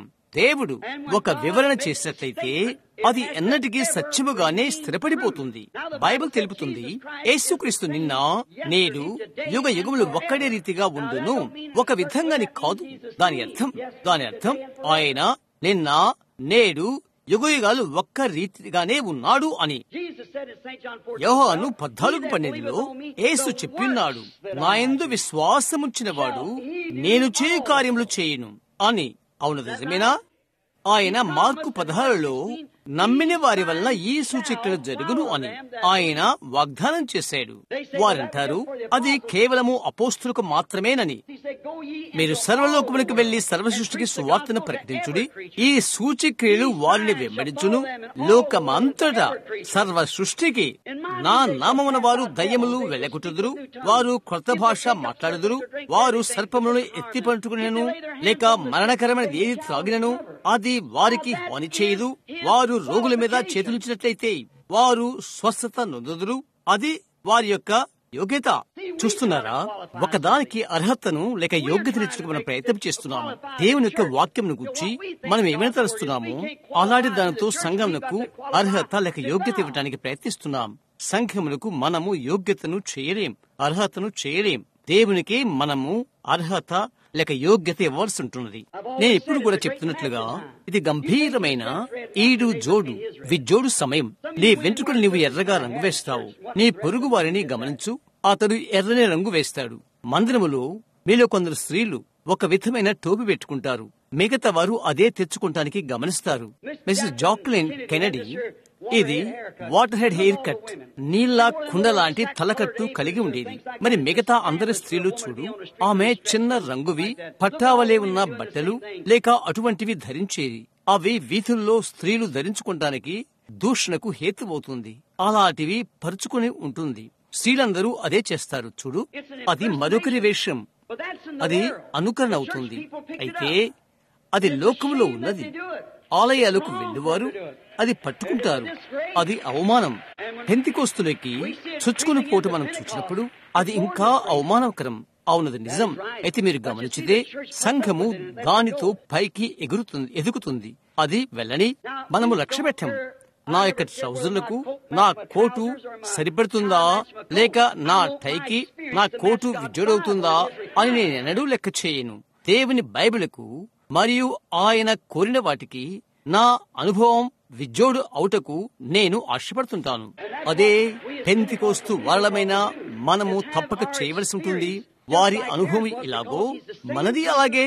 ఎందుకనగా ఆయన ఆ యొక్క యేసే, అదే పరిశుద్ధాత్మే, అదే శక్తి ఉంటున్నాడు. ఆయన మన మధ్య జీవించుచున్నాడు. ఆయన మన మధ్య ఉంటున్నాడు. ఒక దినాన ఆయన యొక్క తల్లి ఆయన యొక్క పెంపుడు తండ్రిని యేసోపుతో కలిసి యెరూషలేములో ఆరాధన చేసి వెళ్లి ఉండుట నాకు జ్ఞాపకం వస్తుంది. అయితే వారితోనే ఉన్నాడనుకుని ఆయన 3 దినాలంత ప్రయాణం చేసి వీరు వెళ్లిపోయారు. అక్కడ ఆయన లేనట్లుగా తెలుసుకున్నారు. మీకు తెలుసా, అది ఈ రోజు మాదిరిగా ఉన్నది. సంఘము 3 దినముల యాత్ర ప్రయాణంలో ఉండెను. లూథర్, వెస్లీ, పెంతెకోస్తు 3 విధములైన ప్రయాణము. దేవుడు వారికి ఒక వర్తమానం ఇచ్చాడు. నీతిమత్వము లూథర్, దానిలోనే అతను నివసించాడు. ఆ తర్వాత వెస్లీ ద్వారా శుద్ధీకరణ వచ్చినది. ఆ తర్వాత పరిశుద్ధాత్మ బాప్తిసం పెంతెకోస్తుతో. ఏదో ఒక చోట ఉన్న పెద్ద చిరాకు కలిగించే అంతటి నుండి మనము క్రిందకు దిగకుండా పోయినట్లయితే పెద్ద వాటిని కట్టడానికి బిలాము వలె తన మనస్సులో ఉంచుకున్న గొప్ప విషయాల వలె ఉంటుంది అని నేను ఆశ్చర్యపోతున్నాను. పెద్ద సంస్థాపకులు ఒకటి మరొక దాన్ని మించిపోవుట ఇదెంతో విస్తారమైనది. ఆదివారం బడికి బంగారు నక్షత్రాలు పథకాలు ఇచ్చుట, విస్తారమైన సంఖ్యను ఎవరు తీసుకుని వస్తారో, ఏదైనప్పటికీ ఆలయంలోకి ఎవరు తీసుకుని వస్తారో అని ఒకరికొరకొకరు పరుగులు తీసి మించిపోతారు. నేను మీకు చెప్తున్నాను, వేషధారణ లేని ఒక సంఘం ఉన్నది. అది ప్రభువైన యేసుక్రీస్తు యొక్క సంఘము. అది పరిశుద్ధాత్మ వలన బాప్తిసం పొందినది. అక్కడ నీవు ఒప్పించబడిన అవసరం లేదు. నీవు అక్కడే జన్మించావు. పరిశుద్ధాత్మ వలన నీవు అక్కడకు పంపబడ్డావు. వారు అది తెలుసుకున్నారు. ఆయన వారి మధ్య లేడని తల్లిదండ్రులు తెలుసుకున్నారు. ఈ ఘడియల్లో ఈ దేశము వణికిపోతున్నదని మనం ఎరిగిన ఈ ఘోరమైన క్లిష్ట పరిస్థితుల్లో దేశం మాత్రమే కాదు, లోకమే వణికిపోతుంది. ఇది అంత్యకాలము. జరగనయున్న మరొక విషయం నేను ఎరిగినది, ఎత్తబడుట, ప్రభు అయిన యేసుక్రీస్తు రాకడ. అది సంసిద్ధంగా ఉన్నది. ఈ కూడికను మనం చూస్తున్నాము. ప్రతి ఒక్క ఉపకార సహాయము పొందడం ఈ మహాసభ వస్తుంది. దానిలో నుండి నీవు పొందుకోగలిగినది ప్రతిదీ దేవునికి సంబంధించినది పొందుకో. పరిశుద్ధాత్మ నీవు పొందలేదా? అయితే ఇప్పుడే నీవది పొందుకునే వరకు ఇక్కడే ఉండి నీవు విడిచి వెళ్ళనని నీ మనసులో పెట్టుకో. అది చేయు మార్గము, అది అక్కడే నిలబడు. ఇదే బహుశా నీ యొక్క ఆఖరి తరుణము కావచ్చునేమో. ఈ యొక్క పశ్చిమ తీరములో మరి యొక్క మహాసభ లేకపోవచ్చును. ఆ యొక్క సమయానికి ఇది సముద్రానికి మునిగిపోవచ్చును. మరి ఒకటి జరగక ముందు కనుక ఏమి జరుగునో మనకు తెలియదు. దేశముల మీదకి రాబోతున్న దేవుని న్యాయ తీర్పులకై మనం ఎదురు చూస్తున్నాము. నేనిది చెప్పవచ్చా? ఆయన ఉన్నాడని వారు అనుకున్నారు. అయితే క్లిష్ట పరిస్థితుల్లో ఆయన లేడని వారు తెలుసుకున్నారు. చూశారా? ఆయన వారితో లేడు. ఈ గొప్ప విషయం పైకి వచ్చు సమయంలో మన సంఘాల్లో ఒకదానిని మనము పోగొట్టుకుంటానికి చూస్తున్నాం. అది క్రీస్తు యొక్క శక్తి. చూడు, నేను విమర్శ చేయాలనుకోవట్లేదు. నేను మిమ్మల్ని ప్రేమిస్తున్నాను. నిజమైన అసలైన ప్రేమ ఎల్లప్పుడూ క్రమపరుస్తుంది. మన ఆలయంలో మనం క్రీస్తును వదిలిపెడుతున్నాం. మన యొక్క సహోదరులైన పెంతెకోస్తు వారి మధ్య మనము క్రీస్తును పోగొట్టుకుంటున్నాం. ఒకటి పొరపాటున్నది. ఒకటి రాత్రి పగళ్ళు పాతకాలపు ప్రార్థనా కూటములు వారికి ఉండేవి. అవి ఇప్పుడు వారికి ఇక అవసరం లేదు. మన యొక్క స్త్రీలు పొడవాటి వెంట్రుకలు ఉంచుకునేవారు. ఇక అది వారు చేయరు. రంగులు పూసుకునుట, రంగులు వేసుకునుట అవి స్త్రీలకు సిగ్గుచేటు. వెనుకటి ఆరంభ దినాల్లో ఆ స్త్రీలు చేసినట్లు చేసేవారు. ఒకటేదో పొరపాటు జరిగినది. క్రీస్తులో పొరపాటు లేదు. చూశారా? ఒకటి పొరపాటు జరిగిపోయినది. ఒక చోట ఒకటేదో ఉన్నది. ప్రసంగ వేదిక అలాంటి దానికి అనుమతించకూడదు. అయితే ఇప్పుడు అది జరుగుతున్నది. చూశారా? క్లిష్ట పరిస్థితులు మొదలైనవి. మనం ఒకటి పోగొట్టుకుంటున్నాము. ఎక్కడైతే ఈ పెద్ద యాంత్రిక పరికరము పనిచేయునో, ఎక్కడైతే మరొక క్రియలు, అద్భుతాలు, సూచిక క్రియలు, అద్భుతాలు జరుగునో, అక్కడ ఉండవలసిన బలమును మనం పోగొట్టుకున్నాము. ఒక పాపి ఇక్కడ నిలవలేనంతగా దేవుని యొక్క నిర్ణయ శక్తితో ఈ భవనంలో కూర్చున్న వారు ఉండవలసినది. పరిశుద్ధాత్మ అది గద్దిస్తున్నది. అననయ సప్పేలను వెంటనే పరిశుద్ధాత్మ గద్దిస్తున్నది. ఒకటి మనం పోగొట్టుకుంటున్నాము. ఏమి జరిగినది? వారి బంధువుల మధ్యకు ఆయన్ను వెదకటకు వారు వెళ్లిపోయారు. వారి బంధువుల మధ్య వారు ఆయన కనుగొనలేదు. కాబట్టి ఎక్కడ వారు ఆయన కనుగొన్నారు? ఎక్కడైతే వారు ఆయన్ను వదిలిపెట్టారో నేరుగా అక్కడే ఆయన్ను కనుగొన్నారు. మనకున్నటువంటి ఈ గంభీరమైన సంస్థాపక సరదా మన సంఘము కలిగినదని నేను అనుకుంటున్నాను. ఒకరిని ఒకరు మించిపోవడం, పెద్ద ఆలయాలు కట్టడం, ఉన్నత శ్రేణికి సంబంధించిన ప్రజలు, మంచి వస్త్రాలు ధరించువారు వచ్చుట, గొప్ప పాటగాళ్లు అక్కడి నిలబడి మంచి పాటలను నేను ఇష్టపడతాను. పాతకాలపు మంచి పెంతెకోస్తు పాటలు నేను ఇష్టపడతాను. అయితే ఆ కట్టుకునే వాటిని నేను సహించలేను. అది కేవలం సాధారణమైనది నాతో రావద్దు. చాలా గట్టిగా ఉంటానికై ముఖము నీలిరంగుగా మారునంతగా గాల్ని బిగబట్టడం, దేవుని యొక్క ఆత్మతో నీ గుండెలోండి నీవు పాడుటకు నేను నమ్ముతాను. కొద్దిసేపటి క్రితమే ఇక్కడ నేను విన్నట్లుగా, అవును, పాతకాలపు వారి వలె మంచిగా కేకలు పెట్టడం ఇష్టపడతాను. అయితే సంగీతపు ఆలాపన జరిగినప్పుడు కేక కూడా అలాగే వెళ్ళవలసి ఉన్నది, లేదా ఆగితే ఆగవలసి ఉన్నది. దేవుని యొక్క ఆత్మ ప్రజలపైన ఉంటుంది. అది ఆశీర్వాదాన్ని, దేవుని యొక్క శక్తిని క్రిందకు తీస్తుంది. మనుషులు వారెక్కడున్నప్పటికీ వారి యొక్క పనులలో వారు దేవునికి సాక్ష్యం ఇవ్వగలరు, పాడగలరు, దేవుని స్తుతి చేయగలరు. నిజం. ఇప్పుడు మనం ఒకటి పోగొట్టుకుంటున్నాము. మనం ఎక్కడ ఆయన్ను వెతకగలం? ఎక్కడైతే ఆయన్ను మనము వదిలిపెట్టామో అక్కడే వాక్యములు కనుగొనగలము. ప్రార్థించుకుందాము. పరలోకము ప్రియమైన తండ్రి, ఈ ఒకానొక రాత్రుల్లో ఆఖరిగా ఈ బైబిల్ గ్రంథమును మేము మూసివేయబోతున్నాం. ఆఖరి పాట పాడబడుతుంది, ఆఖరి ప్రసంగం బోధించబడుతుంది, ఆఖరి ప్రార్థన వరుస పిలువబడుతుంది, ఆఖరి పాపి లోపలికి వస్తాడు. ఆ తర్వాత ఏంటి? ఓ ప్రియమైన దేవా, నీ యొక్క అనుమతితో కూడిన చిత్తము మాకు అవసరం లేదు తండ్రి. నీ యొక్క పరిపూర్ణమైన చిత్తములో మేము నడిపించబడదుము కాక. ఒక మూఢ సిద్ధాంతానికో లేక ఒక కల్పితమైన వాటికో సరిపోల్చడానికి లేక తయారు చేయటానికి ఇక్కడ ఒక్క మాటను అక్కడొక్క మాటను మేము తీసుకొనకుందుము కాక. సంపూర్ణ సువార్తను నమ్మిన వారమై వాక్యము ఉన్నది ఉన్నట్లుగా స్వీకరిస్తాము. ఏమి చేయమని యేసు చెప్పాడు అదంతా మేము చేస్తాము. అపోస్తుల కార్యములు కేవలము గీయబడిన చట్టమేనని మేము నమ్మము. అది దేవుని వాక్యమని మేము నమ్ముతాము. అవి అపోస్తుల్లో ఉన్న పరిశుద్ధాత్మ యొక్క క్రియలు. ప్రభువా, వారి మీదకి వచ్చిన అదే పరిశుద్ధాత్మ మరియు వారు ప్రవర్తించిన అదే విధానము మా మీదకి దిగినట్లయితే, అది అదే ఆత్మ ఉన్నట్లయితే మాలో కూడా అదే చేస్తుంది. కాబట్టి ప్రియమైన దేవా, రేపు రాత్రి ప్రారంభం కానయున్న కూటమునకు ఈ కూటము మొదలని నేను ప్రార్థించుచున్నాను. పరలోకపు తండ్రి, ఈ నగరములో ఎన్నడూ జరిగినటువంటి మహాసభగా ఇది ఉండును కాక. ఎందుకనగా నీ సన్నిధి వలనే అది జరుగును కాక. ఓ దేవా, ప్రతి ప్రసంగికుని దీవించుము. ఇది ఎంతగానో కదిలింపబడి దేవుని ఎదుట ఉగ్రత ప్రసంగ వేదిక ఎదుట నుండి ఉరుములే ధ్వనించును కాక. పాపులు వనకి భయపడుదురు కాక. ప్రజలు వారి కన్నులు మూసుకుని వారి మధ్య ఆయన చూచినట్లుగా యేసుక్రీస్తు సన్నిధి వారి వాస్తవమగును కాక. ప్రభువా, అనుగ్రహం చూపండి. ఈ రాత్రి ఇప్పుడు ఇది జరగక ముందు కొంచెం ముందుగా మేము ప్రార్థన చేయుచుండగా, ప్రియమైన దేవా, నీ బిడ్డలు కొందరు వ్యాధితో ఉన్నారు, వారు గాయపరచబడి ఉన్నారు, వారు బాధతో ఉన్నారు. వారికి ప్రార్థించటకై నేను వచ్చాను. ప్రభువా, వారి వ్యాధి కొరకై ఈ రాత్రి నేను అడుగునవి నీవు గౌరవిస్తావా, స్వీకరిస్తావా? కూటము ముగించబడినప్పటికీ ఈ భవనంలో ఏ ఒక్క బలహీనుడు ఉండడని నేను నిన్ను నమ్ముతున్నాను.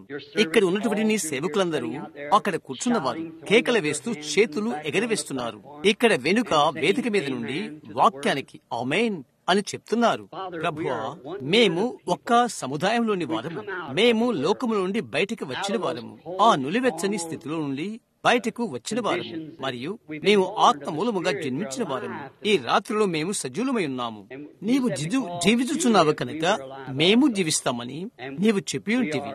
ప్రభువా, నీ వాక్య ప్రకారముగా మా యొక్క నిండు హృదయముతో నీలో మేము ప్రతినిధులమని మేము నమ్ముతున్నాము. ఈ రాత్రిలో నీ యొక్క వాక్యమును వాస్తవం చేయండి. నేను వారికై ప్రార్థిస్తుండగా మరియు ఈ మిగతా వారు ప్రార్థిస్తుండగా రోగులను స్వస్థపరచుటకు నీ మాటలను వాస్తవం చేయము. అవి అనుగ్రహించుము. ప్రభువా, అది అలాగ జరుగును కాక. అందుకొరకై మేము నిన్ను స్తుతిస్తున్నాము. యేసు నామములో అడుగుచున్నాము. ఆమేన్. ధన్యైన దేవా, నీకు ధన్యవాదాలు. ఒకసారి బైబిల్లో ఉన్నట్లుగా మేం భావిస్తున్నాం. మనం భావిద్దాం. వారు సంక్షోభంలో పడిపోయారు. ప్రభు యొక్క ఆత్మ ఒక మనుషుడిపైకి వచ్చి ఎక్కడికి వెళ్లాలో, ఎక్కడ శత్రువును జయించాలో ఆయన అతనితో చెప్పాడు. అది ఆలకించుడి. మిమ్మల్ని మీరు సరిచేసుకోండి. చూశారా, జీవముగల ఆత్మ మీలో ఉండి వాక్యం ఎడలా మిమ్మల్ని సరిచేయండి. గమనిస్తున్నారా? వాక్యం మీలో నివసించినట్లయితే అది తనకు తానే వాక్యం గుండా జీవించును. గత రాత్రి నేను ఆలస్యం చేశాను. మీరంతా మంచివారు ఇలా ఉన్నారు.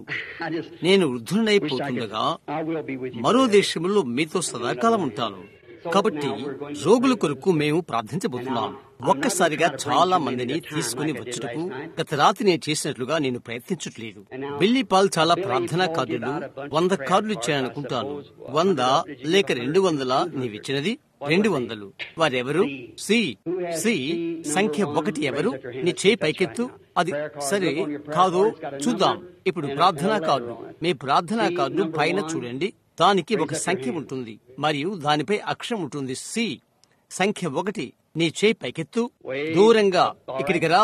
సంఖ్య 2, 3, 4, 5 నీవు ఇక్కడికి రావలసి ఉన్నది. వారిని పట్టుకోండి. ఇప్పుడు ప్రార్థనా కార్డులను ప్రతి ఒక్కరు వారు ఇటువైపు వరుస కట్టవలసి ఉన్నది. 1, 2, 3, 4, 5 వారిలో 3 నేను చూస్తున్నాను. మీ ప్రార్థనా కార్డులు ఎంతండి? 4. ఇంకొకరు ఉన్నారు 5. అక్కడి నుండి వచ్చుచున్న వ్యక్తి అతడేనా? 1, 2, 3, 4, 5 సి సంఖ్య 1, 2, 3, 4, 5. సరే, మీరు పిలువనట్లయితే రండి. మీ సంఖ్య. కాబట్టి నేను గత రాత్రి చూశాను. ప్రజల గుంపులు కూడి ఉండేది చూశాను. అలాంటిది మనకు అవసరం లేదు. ఇది మందిరం. మీకు తెలుసా, ఒక వినోద స్థలము కాదు. కాబట్టి మనం క్రమములో ఉండవలసి ఉన్నది. 1, 2, 3, 4, 5, 6, 7, 8, 9, 10 వారు వెనుకకు వెళ్తూ వారు వరుసలో ఉండాలి. ఇప్పుడు ప్రార్థనా కార్డు 6, 7, 8, 9, 10 వారు అక్కడ వరుసగా ఉన్నారా? ఒకరు వారి చేయి పట్టుకోండి. వారికై మనం ప్రార్థించబోతున్నాము. ప్రభుని యేసు గొప్ప కార్యం చేయబోతున్నాడని ఎంతమంది నాతో నమ్మబోతున్నారు? నేను చేయగలిగినంతా చేస్తాను. ఇప్పుడు 6, 7, 8, 9, 10, 11, 12, 13, 14, 15 వారందరూ ఒక్కసారిగా గుంపు కూడుకున్నట్లు చుట్టూ రండి. దాని చుట్టూగా తెలుసా, మిమ్మల్ని క్రమంగా ఉంచుట కొరకే సంఖ్య మీకు ఇవ్వబడింది. అలాగే ఉంచండి. తద్వారా తర్వాత మీ సంఖ్య పిలువబడగానే మీరు నేరుగా వస్తారు. మంచిది. ప్రతి ఒక్కరు కూడా ఇప్పుడు నిజంగా గౌరవంగా ఉండండి. ఈ ప్రజలందరికీ ప్రార్థించుటకు ముగించే వరకు. అందుక ఇప్పుడు మేము ప్రార్థిస్తాము. ప్రభు ఏమి చేయనో మాకు తెలియదు. ఆయన ఏం చేస్తాడో మనకు తెలియదు. అయితే ఆయన గంభీరమైన కార్యములు చేయలాగున మనము ఎదురు చూద్దాం. అయితే ఆయన ఘనమైన సంగతులు చేటు కొరకు మనము ఎదురు చూద్దాం. ఇప్పుడు 15 అని అనుకుంటాను. ఇంకా చాలా ఉన్నవని అనుకుంటాను. బిల్లీ పాల్ ఎక్కడున్నావు? సరే, 15, 16, 17, 18, 19, 20 వారు ముందుగానే కిక్కిరిసిపోయారు. కాబట్టి వారు దారి చివరికి వచ్చినప్పటికీ తరువాత సంఖ్య గల వారిని పిలుచుకొరకై ఒక సహోదరుని ఉంచాలని అనుకుంటున్నాను. అవును కదా? తద్వారా మనము రోగులకు ప్రార్థించినప్పుడు వారు ఎక్కువసేపు నిలబడకుండుకొరకై, వారు ఇరుగ్గా ఉండకుండా ఉండుకొరకై వారిని వారు తీసుకుని వచ్చుండగా ప్రజలతో వారితో నేను మాట్లాడవలసి ఉంటుందనుకుంటున్నాను. మీ సంఖ్య పిలువబడే వరకు ఏ ఒక్కరూ రారు. మేము 15 వరకు పిలిచాము. అదేనా అనుకుంటున్నాను. లేక 20 ఇంకా ఉన్నదా? 20 వరకు నేను చెప్తాను. తర్వాత మనం కనిపెడదాం. ఏది ముగించబడినప్పటికీ ఇప్పటికది సరిపోతుంది. ఇప్పటికి ఎన్ని కార్డులు అక్కడ ఉన్నవి? మీ చేతులు పైకెత్తండి. ఎంతమందికి కార్డులు లేవో మీ చేతులు కూడా పైకెత్తండి. జ్ఞాపకం ఉంచుకోండి, మీకు ప్రార్థనా కార్డులు అవసరం లేదు. 2 రాత్రుల నుండి మనము ఇక్కడ ఉంటున్నాం. ప్రతి రాత్రి పరిశుద్ధాత్మ ప్రజల మధ్యకు వెళ్లిపోయి ప్రార్థనా కార్డులు లేకపోయినా ప్రజలను స్వస్థపరుచునే ఉన్నాడు. అవునది నిజమేనా? ప్రార్థన కార్డు ఒకటి మాత్రం మీకు చేస్తుంది. వరుసలోకి వచ్చుటకు మీకు సహాయపడుతుంది. అవునది నిజం. అయితే మీకు విశ్వాసం కావలసినది. పరిశుద్ధాత్మ ఇక్కడి నుండే వేదికను విడిచా మీరు గమనిస్తున్నారు. నేరుగా అక్కడ సభికల్లోని వారి మధ్యకు వెళ్ళుట మీరు చూస్తున్నారు. అది నిజమని మీలో ఎంతమందికి తెలుసు? ఇప్పుడు నేను నమ్ముతున్నాను, స్థిరంగా నమ్ముతున్నాను. పెంతెకోస్తు సంఘము కాకుండా మరి ఇతరమైనది ఉన్నట్లయితే దానితో నేను వెళ్ళవలసినది, నమ్మవలసినది, దానికంటే ఉత్తమమైనది ఉన్నదని నేను అనుకుంటే దానితోనే అంటాను. నేను సంస్థాపన గురించి మొదలైన వాటిని గురించి చెప్పుట మీరు విన్నట్లయితే నేను ప్రజల గురించి కాదు చెప్పున్నది. ఎందుకనగా నీవు ప్రేమించిన ఒకరు జలపాత వైపులకు పడవలో ప్రయాణం చేస్తున్నట్లయితే ఆ పడవ అతన్ని ముంచివేస్తుందని నీకు తెలిసి ఉండి కూడా నేనతన్ని ప్రేమిస్తున్నాను, అతని స్వంత మార్గాలు అతనికి ఉన్నవులే అని చెప్పినట్లయితే ఏమవుతుంది? లేదు, అలాగ నేను చేయలేను.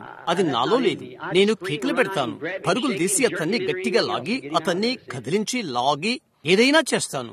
అతన్ని అక్కడి నుండి బయటకు తీటు కొరకై ఏదైనా చేస్తాను. అవునా? అది జలపాతములోకి పయనించదని నాకు తెలుసు. అవును, ప్రతిదీ ఎలాగూ నిశ్చయమో అలాగని అది క్రీస్తు యొద్దకు రావలసి ఉన్నది. అది దేవుని యొద్దకు రావలసి ఉన్నది. సరే, ఇప్పుడు ఇక్కడున్న ప్రతి ఒక్కరిలో క్రితం నా కూటాలలో ఉన్నవారు, అది నిజమేనా? కూటములో నున్నవారెవరో చేతులు పైకెత్తండి. క్రితం నా యొక్క కూటాలలో ఉండినవారు, క్రొత్తగా వచ్చిన వారు ఎవరైనా ఉన్నారా? మీ చేతులు పట్టుకునుడి.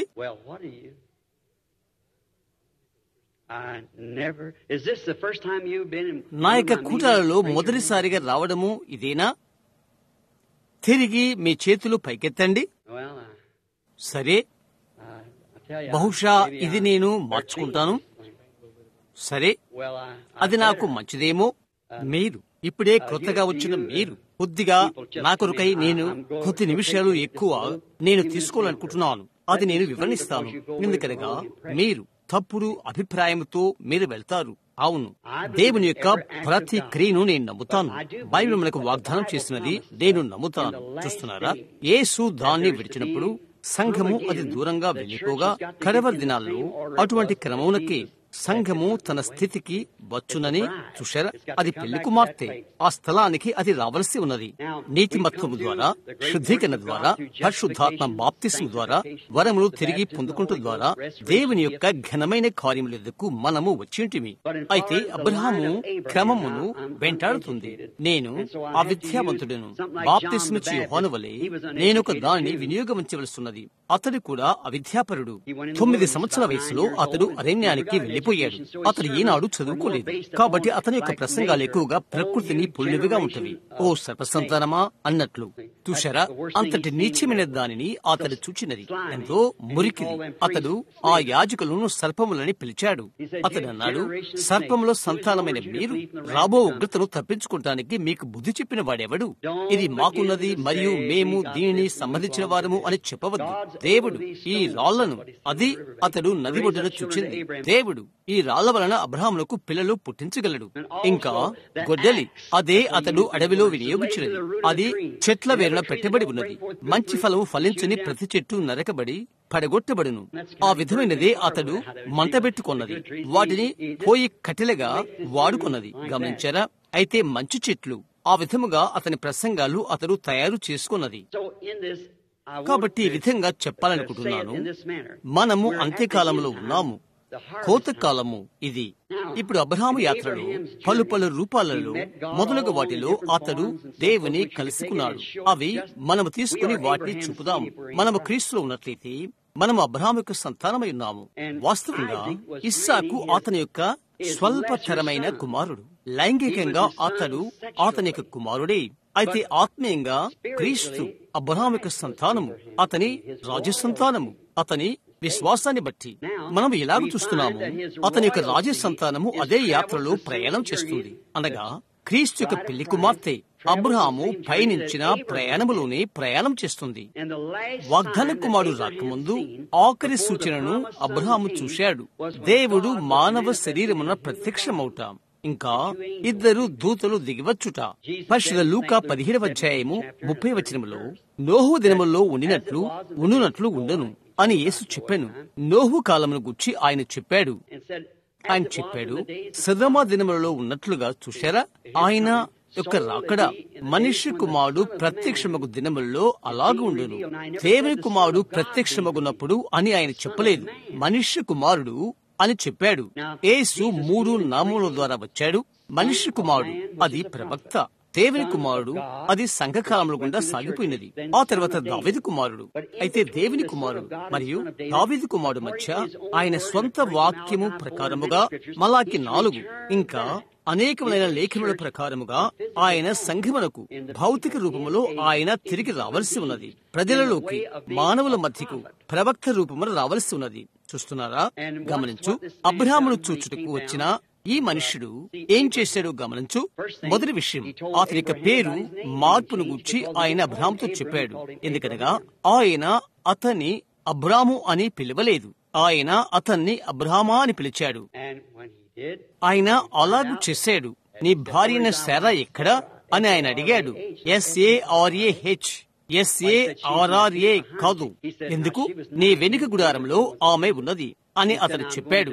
ఆమెకు 90, అబ్రహాముకు 100. ఆయన అన్నాడు, జీవం యొక్క సమయం ప్రకారముగా, వాగ్దాన ప్రకారముగా నేను నిన్ను దర్శించబోతున్నాను. శారా గుడారము లోపలి ఉండి ఆయనవి ఆలకిస్తుంది. తనలో తాను నవ్వుకున్నది. దేవదూత ఆ మనుష్యుడు ఆయన వెనుకనున్న ఆమె ఆత్మను వివేచిస్తున్నాడు. ఈ సంగతులు చెప్తున్నప్పుడు శారా నవ్వనేలా అని అడిగాడు. వారు శారాను ముందుకు పిలిచారు. ఆమె అది నిరాకరించినది. నీవు అది చేశావు అని ఆయన అన్నాడు. ఆమె భయపడిపోయినది. ఇప్పుడు యేసు చెప్పాడు, దేవుని కుమారుడు వచ్చుటకు కొంచెం ముందు, లేక కుమారుని రెండవ రాకడకు ముందు, అది మనము జీవిస్తున్న కాలం. ఆయన మనుష్య కుమారునిగా వచ్చును, అనగా ప్రవక్తగా వచ్చును. ఎందుకనగా అది లేఖనమును నెరవేర్పు చేయును. మోషే చెప్పాడు, మీ దేవుడిని యెహోవా నా వంటి ప్రవక్తను పుట్టించును అని. ఆయన యేసు, అది మనందరికీ తెలియను. అవును కదా? కనుక ఆయన లేఖనం ప్రకారంగా రావాల్సి ఉండేను. ఆయన ఎన్నడూ తనకు తానుగా దేవుని కుమారుడని పిలుచుకోలేదు. ఆయనకు ఆయనే తాను మనిషి కుమారుడని పిలుచుకోలేను. మరి ఇప్పుడు సంఘకాలంలో గుండా ఆయన దేవుని కుమారుడై ఉంటున్నాడు. 1000 పాలనలో దావీదు సింహాసనం పైన కూర్చుండి ఆయన దావీదు కుమారుడై ఉంటాడు. అయితే ఈ మధ్య కాలంలో లేఖనముల వలన మనం చూద్దాం, ఆయన తనకు తానుగా మనుష్య కుమారుడిగా తిరిగి ఒక ప్రవక్తగా బయలుపరచుకునవలసి ఉన్నది. కారణమేదనగా ప్రభు యొక్క వాక్యము ప్రవక్తల యొద్దకు మాత్రమే వచ్చును, వేదాంతుల యొద్దకు కాదు సుమా, అది ప్రవక్తల యొద్దకే వచ్చును. ఇప్పుడే మనం మాట్లాడుకున్నదిగా మార్పు చెందని ఆయన వాక్యములో ఆయన ఏమీ చేయడు. ప్రప్రదంగా తన ప్రవక్తలకు తెలుపకుండా ప్రభు అలాగూ చెప్పియున్నాడు. మరియు అంత్యకాలంలో ఈ బైబిల్ గ్రంథము ముద్రించినటువంటి ఆ 7 ముద్రలు క్రీస్తుకు సంబంధించిన 7 మిళితమైన లేక 7 కలయికలతో ఉన్న మర్మములు మొట్టమొదటిగా బయలుపరచబడవలసిన్నది. అది కేవలం ప్రవక్తల యొద్దకు మాత్రమే వచ్చును. సంవత్సరాల తరబడిగా మనము వాటి కొరకు ఎదురు చూస్తున్నాము, మరియు ఆయన ఆత్మ మన మధ్య ఉన్నదని మనము నమ్ముతున్నాము. కాబట్టి మనము కనుగొంటున్నాము. ఇప్పుడు గమనించండి, యేసు వచ్చినప్పుడు ఆయన మెస్సయ్యగా ఆ యొక్క అభిషక్తునిగా ఆయన రుజువు పరుచుకున్నప్పుడు ఆయన ఏం చేశాడు గమనించుడి. ఒక దినాన తండ్రి దిగివచ్చి ఆయనలో నివసించెను. పరలోకం నుండి పావురం రూపమున దిగివచ్చి, ఈయన నా ప్రియకుమారుడు, ఈయనలో నివసించుటకు నేను ఆనందించుచున్నాను అని చెప్పాడు. ఆ హేతువు చేత ఆయన చెప్పాడు, నేను నా తండ్రి ఒకటై ఉన్నాము, నా తండ్రి నాలో నివసించుచున్నాడు, నేను చేయు కార్యములు నావి కావు, నా యందు నివసించు తండ్రివే. పావును వలె దిగివచ్చిన ఆ యొక్క దేవుని ఆత్మను చూచి యోహాను సాక్ష్యమిచ్చాడు. అందులో నుండి ఒక స్వరం వచ్చి, ఈయన నా ప్రియకుమారుడు, ఈయనందు నేను ఆనందించుచున్నాను అని చెప్పాను. చూశారా, ఆయనలో నివసించాను. ఇప్పుడు ఆయన పరిచర్య ప్రారంభమైనప్పుడు గమనించుడి. ఇప్పుడు ఆయన కుమారుని పరిచర్య చేయవలసి ఉండెను. ఇప్పుడు గమనించు, ఆయన ఏమి చేశాడు గమనించు. అక్కడ సీమోను పేతురును పేరు గల ఒక మనుషుడున్నాడు. అప్పుడు అతని పేరు సిమోను, తర్వాత పేతురు అని పిలువబడెను. అంద్రేయ, యోహాను కూటాలకు హాజరవుచుండెను. తర్వాత యేసు వచ్చినప్పుడు యోహాను ఆయనను పరిచయం చేశాడు. అతడు ఆయన చూశాడు. అంద్రేయ తన సహోదరుని సీమోనును తనతో కలిసి కూటమునకు రమ్మన్నాడు. ఈ క్రింద విధముగా తమ తండ్రి చేత అతనికి చెప్పబడింది, ఒక సమయం రాబోతుంది, నిజమైన మెస్సయ్య వచ్చుటకు ముందు అనేక మంది అబద్ధ మెస్సయ్యలు వస్తారు. ఎప్పుడు కూడా ఆ విధముగానే ఉంటుంది. అతడు చెప్పాడు, అయితే కుమారులారా జ్ఞాపకముంచుకోండి, నిజమైన మెస్సయ్యను మీరు తెలుసుకుంటారు, ఎందుకంటే ఆయన లేఖన ప్రకారముగా ఉంటాడు, ఆయన ప్రవక్త అయి ఉంటాడు. మలాకి తర్వాత వందల సంవత్సరాల తర్వాత మనకు ప్రవక్త లేడు. అయితే అనేక మంది చెప్పుకుంటారు, యేసు అను ఒకరు లేచి అనేక మంది గుంపును తనతో ఉంచినని మనకు తెలుసు. అయితే ఈ నిజమైన మెస్సయ్య ప్రవక్త ఉండెను. ప్రవక్త ఏమి చెప్పునో అది సత్యమని నమ్మవలని హెబ్రీయులందరూ బోధించబడ్డారు. ఎవరికైతే చెప్పబడినదో అట్టి విద్యలేని పాములైనా జాలరువాడైనా ఇతడు తన పేరు వ్రాయటానికి చదవలేనివాడు. బైబిల్ చెప్తుంది, ఆ 2 విద్యలేని పామరులని అతడు గుర్తించగలిగాడు. దేవుని కుమారుడు అని, మెస్సయ్య అని అతడు గుర్తించాడు. ఎందుకంటే ఒక ప్రవక్తయుడిని కనుక అతనికి పేరు ఏమైనదో, అతని తండ్రి యొక్క పేరు ఏమైనదో అతనితో చెప్పిన ఒక్కరు ఆయన. అప్పుడు ప్రవక్త అయి ఉంటాడని అతడు ఎరిగి ఉండెను. ఎందుకనగా మనుషునికి అతడు తెలియదు, అతనికి పరలోక రాజ్య చెవులు ఇవ్వబడినవి. ఫిలిప్పు అను పేరు గల ఒకరు, దాన్ని ఆలకిస్తున్న ఇంకొకరు అక్కడే నిలబడి ఉన్నట్లు మనం చూస్తున్నాము. నతానియేలును పేరుగల మెస్సయ్య కొరకు ఎదురు చూస్తున్న ఒక స్నేహితునితో బైబిల్ పట్టణము చేయువాడు అతడు. కనుక సుమారు 1 రోజు ప్రయాణమంత దూరము కొండకు పరిగెత్తుకుని వెళ్లి తిరిగి వచ్చాడు. ఈ నతానియేలును అక్కడ చెట్టు క్రింద కనుగొన్నాడు, ప్రార్థిస్తుండగా కనుగొన్నాడు. అతడు అన్నాడు, వచ్చి చూడు, యోసేపు కుమారుడైన నజరేయుడు యేసును మేము కనుగొన్నాము. కాబట్టి నతానియేలు ఒక మంచివాడై ఉండి అతడు అన్నాడు, నజరేతు నుండి ఏదైనా మంచిది రాగలదా అని. సరే అని అన్నాడు. అతడు అన్నాడు, వచ్చి చూడు, అది మంచి సలహే. వచ్చి నాకై నీవు చూడు, ఇంటి యొద్ద నుండి పోయి ఇంటి యొద్దే ఉండి విమర్శ చేయవద్దు, వచ్చి చూడు, కనుగొను, లేఖనములు పరిశోధించుడు, వాటి యందు నిత్యజీవము కలదని మీరు తలచుచున్నారు. యేసు చెప్పాడు, అవి నన్ను గూర్చి సాక్ష్యమిచ్చుచున్నవి. కనుక తిరిగి వారు రహదారిన వెళ్తున్నప్పుడు వారు చిన్న సంభాషణ చేసి ఉండుదురని అంటానికి సందేహం లేదు. నీవు ఆ దినమున పట్టిన ఆ చేపకై ఆ చీటిపైన సంతకము చేయలేని ఆ వృద్ధులైన జాలరి నీకు తెలుసా? అతనితో చెప్పాడు, అక్కడ ఆలయంలో అతని తండ్రి అయి ఉండేవాడు, నీకు తెలుసా? అతని పేరు యోనా, జ్ఞాపకముందా? అతడెవరినది అతనితో ఆయన చెప్పాడు అని చెప్పాడు. ఓ, అది నేను చూడవలసి ఉన్నది. కనుక అతను వెళ్తున్నప్పుడు యేసు ఉన్న దగ్గర బహుశా అతను వెళ్తున్నప్పుడు అక్కడే అతడు ప్రార్థనా వరుసలో ఉండి ఉండవచ్చును. నాకు తెలియదు. యేసు ఉన్న దగ్గర అతను నడుస్తూ వెళ్ళాడు. యేసు అతని వైపు చూచి, ఇతని ఇశ్రాయేలుడు, ఇతని యందు ఏ కపటము లేదని చెప్పాడు. మొట్టమొదటిగా నీవంటావు, అతడు ఇశ్రాయేలుని ఆయనకు ఎలాగ తెలుసు? అతడు అటువంటి వస్త్రాలు ధరించి ఉన్నాడనా? కాదు కాదు. తూర్పు దేశపు వారందరూ టోపీ లాంటి తలపాగా ధరిస్తారు. ఒక రకమైన వస్త్రాలు వారు ధరిస్తారు. ఒక ఇశ్రాయేలుడు అని ఆయన చెప్పాడు. అతని యందు కపటము లేదు అని ఆయన చెప్పాడు. అతడు గూనివాడైనట్లయితే లేక మరో విధముగా ఉన్నట్లయినా అతడు బయలుపరచబడేవాడు. అక్కడ కపటము లేదు అని ఆయన అన్నాడు. కాబట్టి ఆ రకమైన బిగింపును నతాన్యేలు నుండి తీయుట. కాబట్టి అతను అన్నాడు, రబ్బీ, నేను ఎలాగూ నీకు తెలియను, నేనిది అర్థం చేసుకోలేకపోతున్నాను. నన్ను నీవు ఎలాగెరుగుదువు? నేను నిన్ను ఎన్నడూ కలవలేదు. ఇప్పుడు నేను ఫిలిప్పు ద్వారా తీసుకురాబడ్డాను. అది నీకెప్పుడు తెలియను? ఆయన చెప్పాడు, నీవు అక్కడ ఉండి ప్రార్థిస్తున్నప్పుడు అంజూరపు చెట్టు కింద నీవున్నప్పుడు అని ఆయన అన్నాడు. అవునా? చూస్తున్నారా? అతడు చెప్పాడు, రబ్బీ, నీవు దేవుని కుమారుడు, ఇశ్రాయేలుకు రాజువు నీవు అని అతడు అన్నాడు. యేసు చెప్పాడు, నేనిది చెప్పినది నీవు నమ్మితివి కనుక దీనికంటే గొప్పవి నీవు చూతువు. అక్కడే కొందరు నిలబడి ఉన్నారు. ఇప్పుడు నేను మీకు చిన్న హెచ్చరికిస్తున్నాను. ఆ రబ్బీలు యాజకులు అక్కడే ఉండి బయల్జెబూబు వలన ఈ మనిషి ఇది చేశాడు అని అన్నారు. యేసు వెనుకకు తిరిగి చెప్పాడు, అందు నిమిత్తమై నేను మిమ్ములను క్షమిస్తాను. ఎందుకనగా అర్పణ ఇంకా అర్పింపబడలేదు కనుక. అయితే ఒకానొక దినమున పరిశుద్ధాత్మ వచ్చి ఇదే కార్యములు చేయను ఆయన చెప్పాడు. దానికి ఆయనకు వ్యతిరేకముగా ఒక్క మాట మాట్లాడినప్పటికీ అది ఈ లోకములో గాని రాబో లోకంలో గాని అది క్షమించబడదు. బావి యొద్ద స్త్రీ సమరయులు. భూమి మీద 3 జాతుల ప్రజలు ఉన్నారు. మనం నల్లవారమైన, గోధుమ వర్ణపు వారమైన, పసుపుగానున్న వారమైన, ఇంకెవరమైనా మనము ఒక రక్తము నుండి వచ్చిన వారము. 3 జాతులున్నవి. హాము, షేము, యాపెతు నుండి వచ్చిన వారము. యూదులు, అన్యులు మరియు సమరయులు. సగము యూదులు, సగము అన్యులు. అన్యులముగా మనము ఆంగ్లో సాక్సన్ అను మనము అన్యులము. విగ్రహాలను ఆరాధించువారము. మనము ఎలాంటి మెస్సయా కొరకు ఎదురు చూచువారము కాదు. కాబట్టి యేసు మనిషి కుమారునిగా ఆయన ప్రత్యక్షపరుచుకున్నప్పుడు జాగ్రత్తగా వినుడు. నేను ముగిస్తున్నాను. యేసు వచ్చినప్పుడు ఆయన ఏమై ఉండునని ప్రవక్త చెప్పినాడో అందుకే ఆయన ప్రతినిధి ఉండుటకు ఆయన బద్ధులై ఉంటున్నాడు. కాబట్టి అక్కడ ఉన్న ఇశ్రాయేలు ఎదుట ఆయనే పోలిక అయి ప్రతినిధి అయి ఉన్నాడు. అక్కడున్న పేతురు నతానీయుల ఎదుట ఒక మనుష్య కుమారుడిగా ప్రాతినిధ్యముగా ఉండెను. ఆయన సమరయకు వెళ్ళు అవస్థలో ఉండెను. ఆయన సమరయకు వెళ్ళుచున్నాడు. బావి వద్ద కూర్చున్న ఒక స్త్రీని ఆయన కనుగొన్నాడు. కథ మనకు తెలుసు.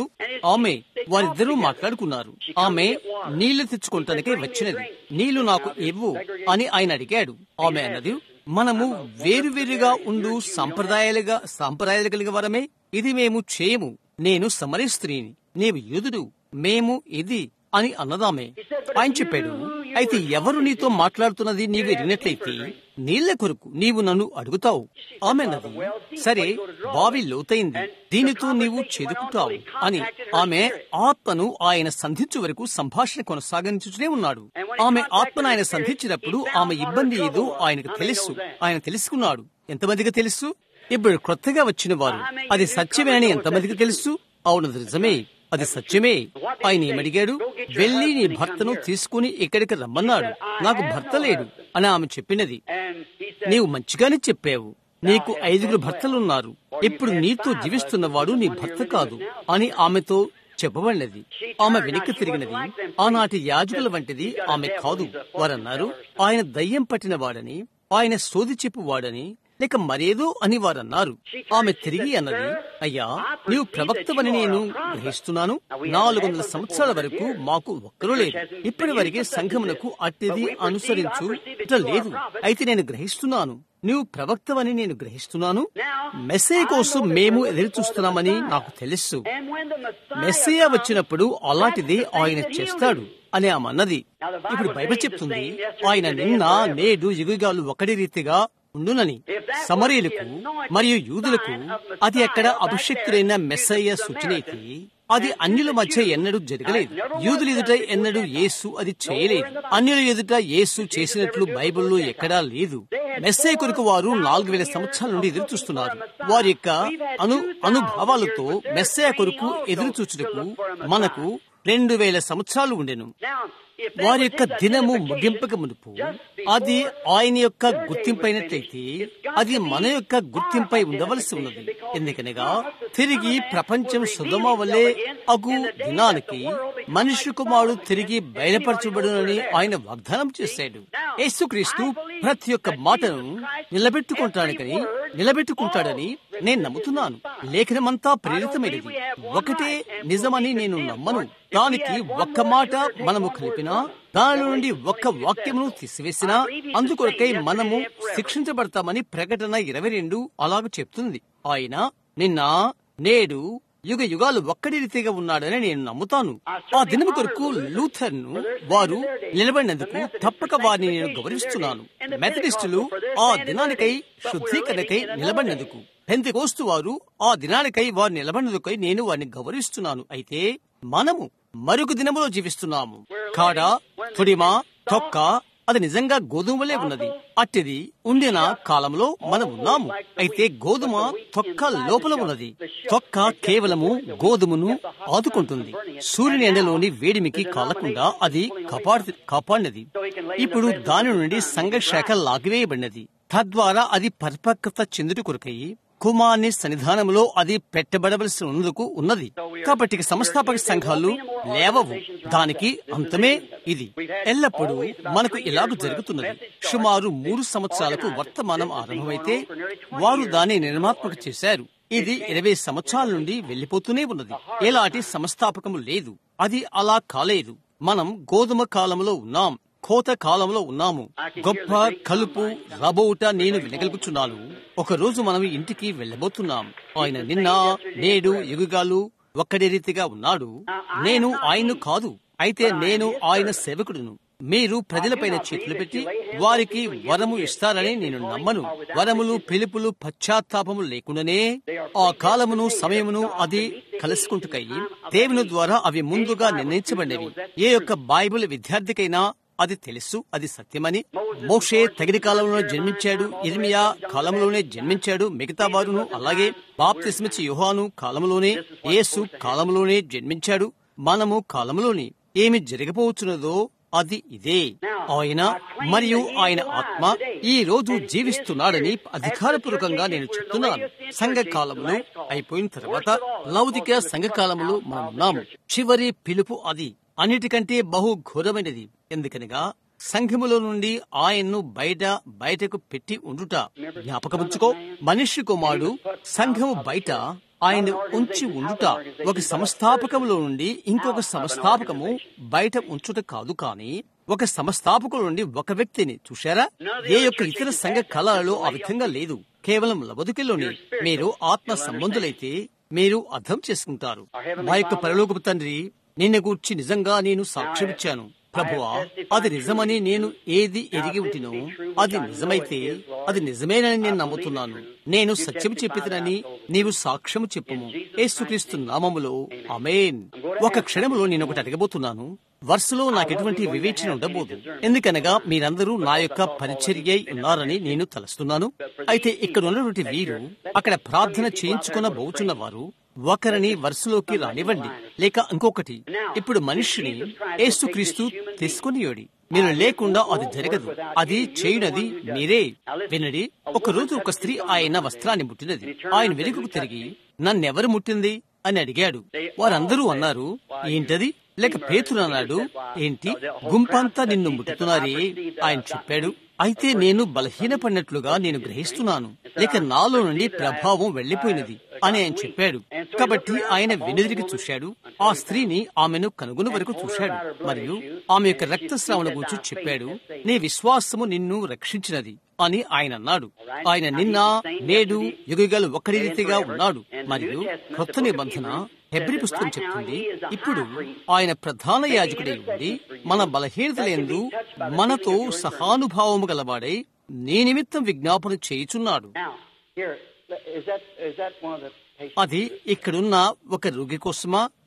రా, సభలో ఉన్న వారి కొరకు స్నేహితులారా, నేను దీన్ని చేయుచున్నది చూపించుకుంటూ కాదు, అది తలంచుట మానండి. జ్ఞాపకముంచుకోండి, మీ ఆలోచనలు నేను అర్థం చేసుకున్నాను. అది నిజమని ఎంతమందికి మీలో తెలుసుకోగలిగిన ఎంతమందికి తెలుసు? నేను ఎన్నడూ చూడనటువంటి ఒక స్త్రీ ఇక్కడ ఉన్నది. ఆ స్త్రీని గురించి ఒక విషయం నాకు తెలియదు.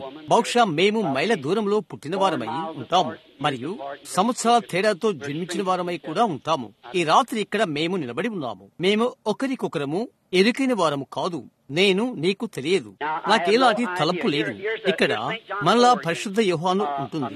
ఒక పురుషుడు ఒక స్త్రీని కలుసుకుంటాడు. నేను యేసును కాదు, ఆమె ఆ స్త్రీ కాదు. అయితే ఇక్కడ అదే పోలికగా ఉన్నది. ఆయన చెప్పాడు, నేను చేసిన కార్యములు మీరును చేయుదురని. నాకు తెలియదు, అది చేయుటకు ఈ స్త్రీ యొక్క విశ్వాసం ఉంటుంది. ఆమెను గురించి నాకు ఏమీ తెలియదు. అయితే సత్యమైనది నేను చెప్పున్నట్లయితే అలాంటప్పుడు ఇది నిజమని చేయుటకు దేవుడు బద్ధుడై ఉంటాడు. ఎప్పుడు నిన్ను తెలియకుండానే ఎరగకుండానే నేను సత్యము నీకు చెప్పినాను. నేను ఏమి చెప్పితునో అది సత్యమని నీవు నమ్ముతావా? అది నిజమేనని నీవు అంగీకరిస్తావా? నీవది నమ్ముతున్నావా? దూరాన అక్కడ న్యాయ తీర్పు స్థానాన ఒకానొక దినమున నేను నిలబడవలసి ఉన్నదని ఎరిగి నా వయస్కుడకు ఒక మనిషిని దారి తప్పించుటకు ఈ పరిశుద్ధమైన బైబిల్ గ్రంథం ఎదుట ఇక్క నేను నిలబడను. ఒకానొక రోజు అక్కడ మనం నిలబడవలసిన్నది. మనకు తెలుసు, నీ బ్రతుకులున్నది ఒకటి దేవుడు నాకు బయలుపరిచినట్లయితే నీకు తెలిసినది. అందును గురించి నాకు ఏది తెలియదు, ఎందుకంటే నీవు నాకు తెలియదు. అదేదైనప్పటికీ అది నీ జీవితంలో ఉండవలసి ఉంటుంది. దాని గురించి నాకు తెలియదు. అది దైవికమైన శక్తి ద్వారా రావలసి ఉన్నది. తర్వాత అది నీ ఇష్టం. శక్తి ఏమై ఉన్నది అది నీదే ఉంటుంది.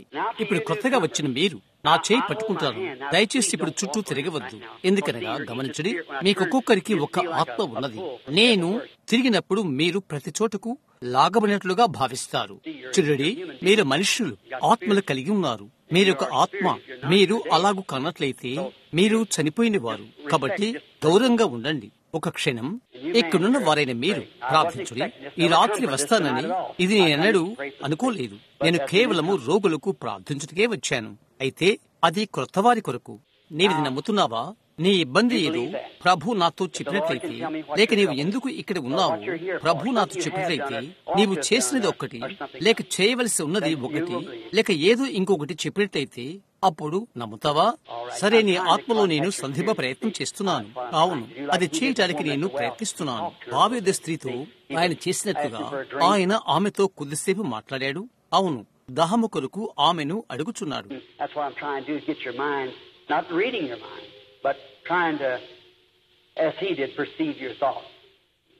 నీ మనస్సు తెలుసుకుంట కొరకు అదే నేను చేయుటకు ప్రయత్నిస్తున్నాను. నీ మనస్సు చదువుట కాదు, అయితే ఆయన చేసినట్లుగా ప్రయత్నించుట. నీ తలంపులను తెలుసుకునుట.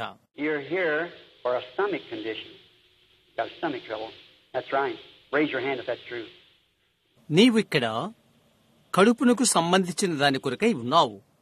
నీకు కడుపు జబ్బున్నది. అవును, అది నిజమైనట్లయితే నీ చేయి పైకెత్తు.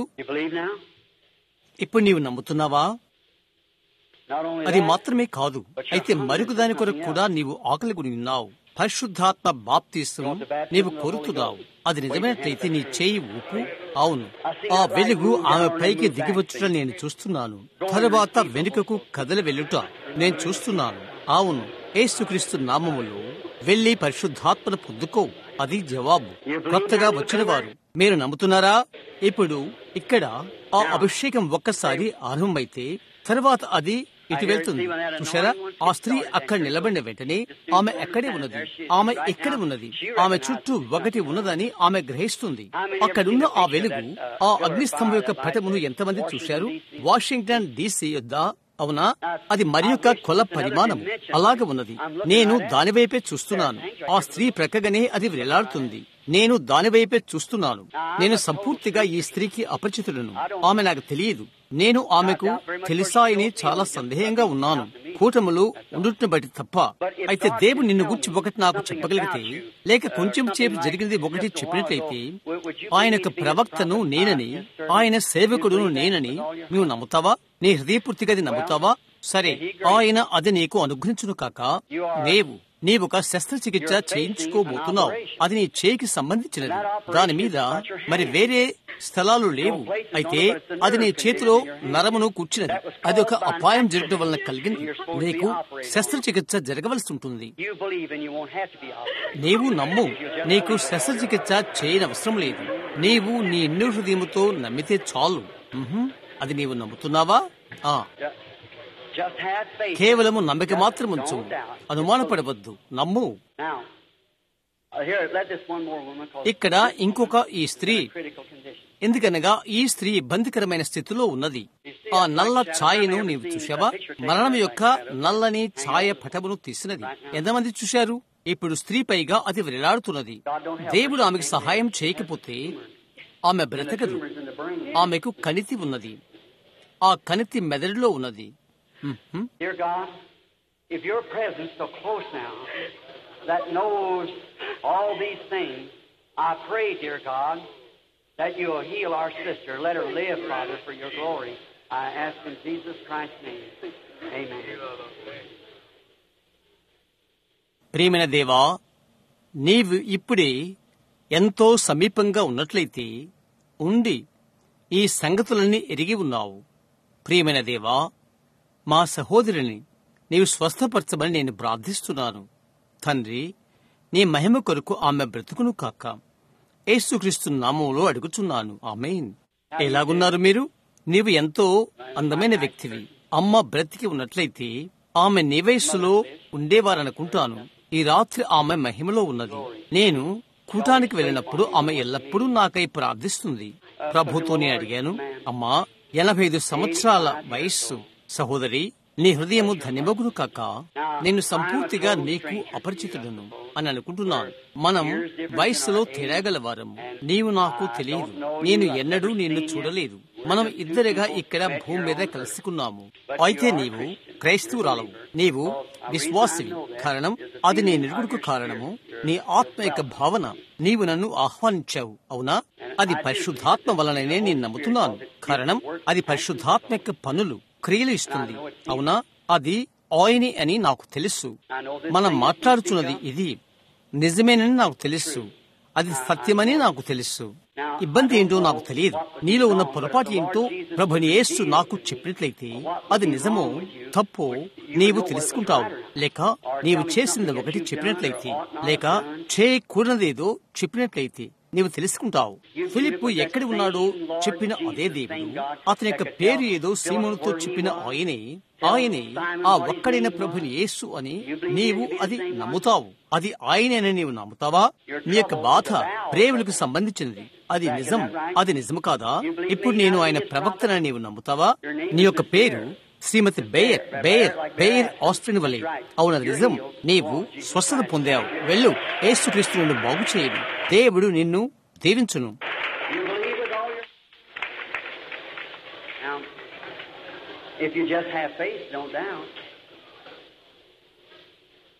నీవు నీ నిండు నమ్ముతున్నావా? నీవు నమ్మకమున్నట్లయితే, నీకు నమ్మకముంటే అపనమ్మకపడవద్దు. నీవు నిజంగా నీ కొరకు నీవిక్కడ లేవు. ఒకరి కోసం నీవిక్కడున్నావు. అది ఒక పురుషుడు, అతడిక్కడ లేడు. ఒక సహోదరుడు, ఆ యొక్క సహోదరుడు పిచ్చి ఆసుపత్రిలో ఉన్నాడు. నీ చేతుల్లో ఉన్న ఆ చేతి రుమాలు తీసుకుని ఆత్మ నీపైన ఉండగానే అతనికై దాన్ని పంపు, అతని పైన పెట్టు. అనుమానపడవద్దు. అతడు ఆసుపత్రిలో నుండి బయటికి వచ్చి బాగవుతాడు. అది నీవు నమ్ముతున్నావా? దేవుడు నిన్ను దీవించును. నీవు చెప్పావు, ఆ దూత ఆ చివరి దినమున ఆయన వెనుదిరిగి ఉన్నాడు, నీవు చూశావా అని నీవు అడుగుతావు. ఆ స్త్రీ వైపు నేను చూడను, ఈ స్త్రీ వైపు నేను చూడను. నేను వెనుకకు తిరిగి ఉన్నాను. రోగంతో ఉన్న స్త్రీ, నీవు నా మాట వినట్లయితే అవును అని చెప్పగలవా? నీ యొక్క ఇబ్బంది ఏదో ప్రభుని యేసు నాకు బయలుపరిచినట్లయితే, నేను ఈ ప్రక్కగానే చూస్తుండగా అది సత్యమో కాదో నీవు తెలుసుకుంటావు. అవునది నిజమేనా? సదమ దినాలలో ఉన్న రీతిగా అది కడవరి దినాలయందు ఉండునని యేసు ఏది చెప్పినో అది ఇది నెరవేర్పని అప్పుడు నీవు నమ్ముతావా? నీవు దాన్ని నమ్ముతావా? నీకు స్త్రీ సంబంధమైన బలహీనత, స్త్రీకు సంబంధించిన ఇబ్బంది ఉన్నది. అది నిన్ను విడిచిపోయి బాగుపడి నీవింటికి వెళ్తావని నీ నిండు హృదయముతో నమ్ము, దేవుడు నిన్ను దీవించును. నీవు నమ్మినట్లయితే You believe God would heal that heart trouble? We'll just keep on walking, saying, "Thank you, Lord."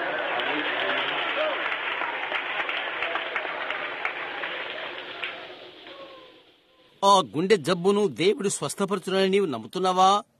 ప్రభువా, నీకు ధన్యవాదములని చెప్తూ అలా నడిచిపో, నమ్ము. ఉదయాన్నే లే, బాగా కదులుతావు. కీళ్ళ నొప్పులు ఒక చెడ్డది, అయితే యేసుక్రీస్తు కీళ్ల నొప్పులను స్వస్థపరచువాడు. అది నీవు నమ్ముతున్నావా?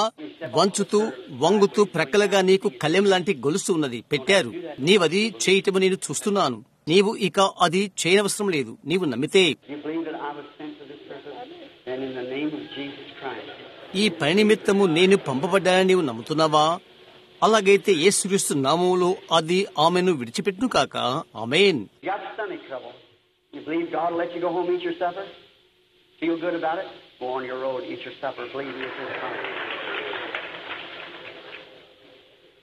నీకు కడుపు జబ్బు, దేవుడు నీవు ఇంటికి వెళ్ళినట్లు చేసి సాయంత్రం భోజనము భుజించుట్లుగా చేసి అందును గూర్చి ఆనందంగా ఉండినట్లుగా చేయునని నీవు నమ్ముతున్నావా? నీవు దారిన వెళ్ళు, సాయంత్రం భోజనం భోంచేయి, నమ్ము, నీవు బాగానే ఉంటావు. ఒక బలహీనత నీ పైకి వస్తుంది, అవునా? ఎందుకంటే నీ గుండె బాగులేదు, అవునా? ఇక నుండి అది ఉండబోదు. వెళ్ళు, అది నమ్ము. ఒక మాట కూడా నేను నీతో చెప్పకుండా అలాగే చేతులు నీ మీద ఉంచితే నీవు బాగుపడతావు. నీవు నన్ను నమ్ముతావా? ఇక్కడికి రా. ప్రియమైన పరలోకపు తండ్రి, నీవు ఈ యొక్క స్త్రీని స్వస్థపరిచి ఆమెను బాగు చేయమని యేసుక్రీస్తు నామము ద్వారా ప్రార్థిస్తున్నాను. ఆమేన్. ఎంతమంది ఇక్కడ ఉన్న వారు నమ్ముతున్నారు? ఎంతమంది కొత్త వారు ఉన్నారు? మీరంతా ఆలోచించేది. ప్రజలు ఇక రారని నేను గ్రహిస్తున్నాను, వచ్చుడే గ్రహిస్తున్నాను. జ్ఞాపకం, ఒక దర్శనము ప్రభువుని యేసు బలహీనపరిచినది. ఎంతమందికి అది తెలుసు? ఒక్క స్త్రీ ఆయన ముట్టింది. దానియేలు దర్శనాన్ని చూశాడు. అతని మనస్సు, అతని తల చాలా దినాలు అతని కలతపెట్టేవి. ఎంతమందికి అది తెలుసు? చూశారా? సరే, ఇది పరిశుద్ధాత్మ అని ఎంతమంది మీలో అది నమ్ముతున్నారు? నేను కాదు, పరిశుద్ధాత్మ. అది నమ్ముతున్న ఒక మనుషుడు ఇక్కడ కూర్చుని ఉన్నాడు కదా కూడా. ఇప్పుడు మరికొందరు ఈ ప్రార్థనాకారులు ఉన్నవారు ప్రతి వారు ఈ ప్రార్థన వరుసలో ఉండాలని, ఒక క్షణం లేచి నిలబడవాలని నేను కోరుతున్నాను. చూడండి, నేను మిమ్మల్ని ఒక ప్రాముఖ్యమైన ప్రశ్న అడగబోతున్నాను. ఉన్న పాపాలన్నిటికీ మీరు పశ్చాత్తాపడ్డారా? మీరు నమ్ముతున్నారా? మీరు ఒప్పుకున్నారా? మీరు స్వస్థత పొందబోతున్నారని నమ్మారా? వీరి యొక్క పాపములు చేసిన అన్ని తప్పిదాలు ఒప్పుకున్నారా? మీరు అలా చేసినట్లయితే దేవుని ఎదుట మీ చేతులు పైకెత్తండి. మీరు అది నమ్ముతున్నారా? మీకు చేతులు పైకెత్తండి. మీరు కూడా పరిశుద్ధాత్మయే ఇది స్వీకరించి పరిశుద్ధాత్మయే మీ మధ్య తనకు తాను రుజువు చేసుకుంటున్నాడని మీరు నమ్ముతున్నారా? మీ నిండు హృదయంతో మీరు నమ్ముతారా? మీరు అలాగైతే మీరు అందరూ స్వస్థతను పొందగలరు. ఇక్కడ కూర్చున్న దైవసేవకుల ఎడల మీకు నమ్మకం, విశ్వాసం ఉన్నదా?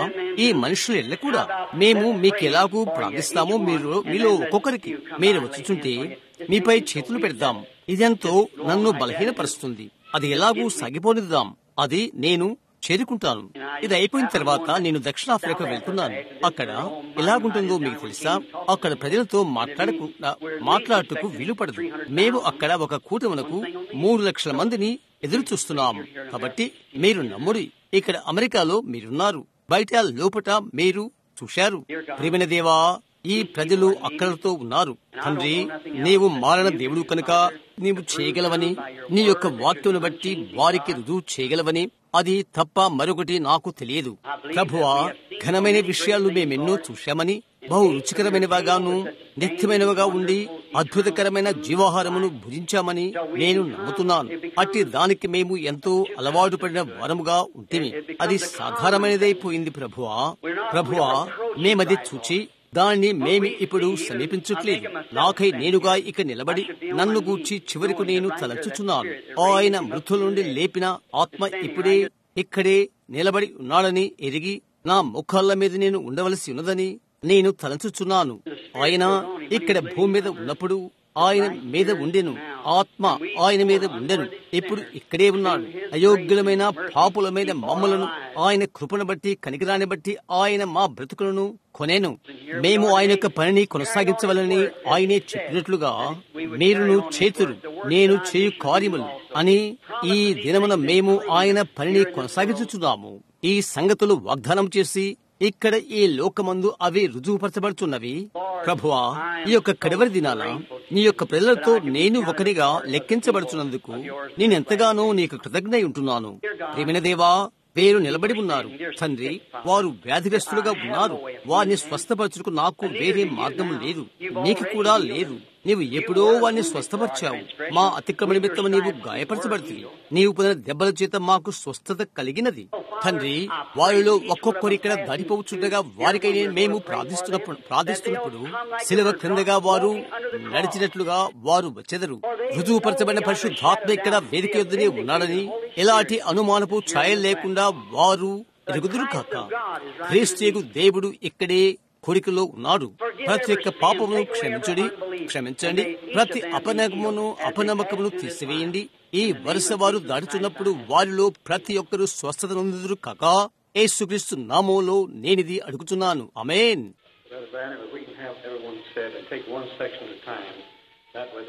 సరే, నేను ఒకటి మిమ్మల్ని అడుగుతాను. ప్రియులారా, నాతో నిలబడతారా? మీరు గమనించండి, ఇక్కడ దాన్ని గుర్చిన ఒక విషయం. అనేక మంది సువార్తికులు నగరంలోకి వెళ్లిపోతారు. రోగులకై వారంతా ప్రార్థన చేస్తారు, మిగతాదంతా చేస్తారు. సభ అంతా వెళ్లిపోయిన తర్వాత ప్రజలు సువార్తికుల చుట్టూ చుడుతారు. చూశారా? అది అలాగే కాదు, వేరు. అది నాకు తెలుసు. ఎంతో అనుకరణ, మోసం ఉంటుంది. అయితే నేను ఏమి చేయనై ఉన్నానో నేను చెప్పను. అయితే ఈ మనుషులు అది చేయకూడదు, అది నిజం. అందును గురించి నేనెంతో అనుమానిస్తున్నాను. అయితే నేను కాని ఇంకెవరైనా గాని రోగుల మీద చేతులుంచుటకు ఎలాగూ దేవుని చేత నిర్ణయించబడ్డామో వారు అలాగే నిర్ణయించబడ్డారు.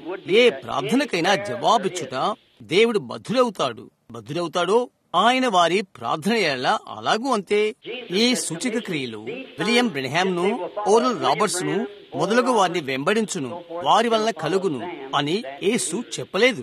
ఏ మనుషులు దేవుని యొక్క ఆత్మ చేత నింపబడ్డారు, అదే ఆత్మ వలన వీరు బాప్తిసం పొందారు. కొద్ది క్షణాల క్రితము ఆత్మ ఇక్కడే ఉండి ఆ పన్నే చేస్తున్నాడు. ఆయన ఇంకా ఇక్కడే ఉన్నాడు. ఆయన ఈ ఒక్కొక్కరి పైన ఉన్నాడు. అవును, దాని చేత వారు నింపబడ్డారు. కాబట్టి 2 వరుసల్లో ఇక్కడ ఈ వరుసలో ప్రక్కగా ఉండమని వారిని నేను అడగబోతున్నాను. వారు ఇష్టపడితే తద్వారా రోగుల మీద వారు వెళ్లిపోతుండగా రోగుల మీద వారు చేతులు చేపెట్టుటకు ప్రార్థనా కార్డులు ఎవరి వద్ద ఉన్నవో ప్రార్థనా కార్డులు ఉన్నవారు మాత్రమే నిలబడాలనుకుంటే చావడి ప్రక్క భాగమున నిలబడాలనుకునేవారు. మిగతా ప్రార్థనలో ఉండువారు కొద్ది నిమిషాలు ఒక్కొక్క విభాగంగా నిలబడండి. మీ యొక్క విభాగమునకు ఎడముగా కుడి తట్టు నిలబడండి, మీ విభాగంలో నిలబడండి. అప్పుడు వారు మిమ్మల్ని పిలుస్తారు. ఇక్కడున్న వర్షం ముగిచుండుట మీరు చూడగని ఈ వర్ష వెంటనే అందులోకి కలుస్తుంది. ఈ వర్ష ముగిసిన వెంటనే ఇది అందులోకి వెళ్తుంది. జ్ఞాపకం ఉంచుకోండి, ఇప్పుడు మీరు వస్తున్నప్పుడు మీరు నమ్మకుండగానే మీరు అడుగు వేస్తున్నారు. ఇందులో గురించి మీరు ప్రార్థన చేయించుకుంటే ఈ యొక్క వరుస దాటిన వెంటనే మీరు స్వస్థత పొందుకుంటారని మీ హృదయంలో మీరెంతమంది భావన కలిగి ఉన్నారు? మీ చేయెత్తండి. క్రీస్తు, ఇప్పుడే నేను అది అంగీకరిస్తున్నాను, ఎందుకనగా నీవే దీనిని ఆజ్ఞాపించితివి అని చెప్పండి. ఇప్పుడు మీలో ఒక్కొక్కరికి నేను ప్రార్థిస్తాను. మేము ప్రార్థించబోతున్నాం. అక్కడ సహోదరి రోజును లేక అక్కడ ఆర్గాన్ యుద్ధ ఎవరున్నా మహావైద్యుడు ఇప్పుడు ఇక్కడే ఉన్నాడు. మన కొరకై సహోదరి రోజ్ మీరది వహిస్తారా? ప్రజలంతా ప్రార్థనలో ఉండండి.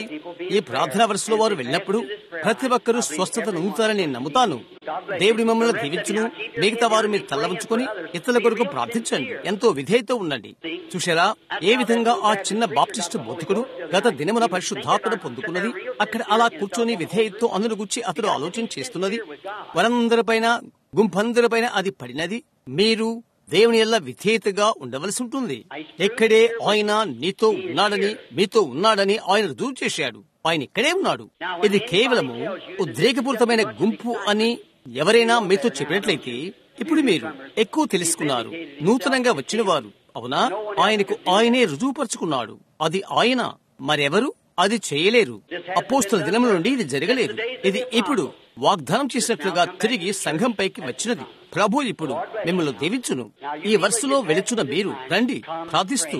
ఇప్పుడు ప్రతి ఒక్కరు మహావైద్యుడు ఇప్పుడు సమీపంగా ఉన్నాడు. జాలిగల యేసు ఆయన.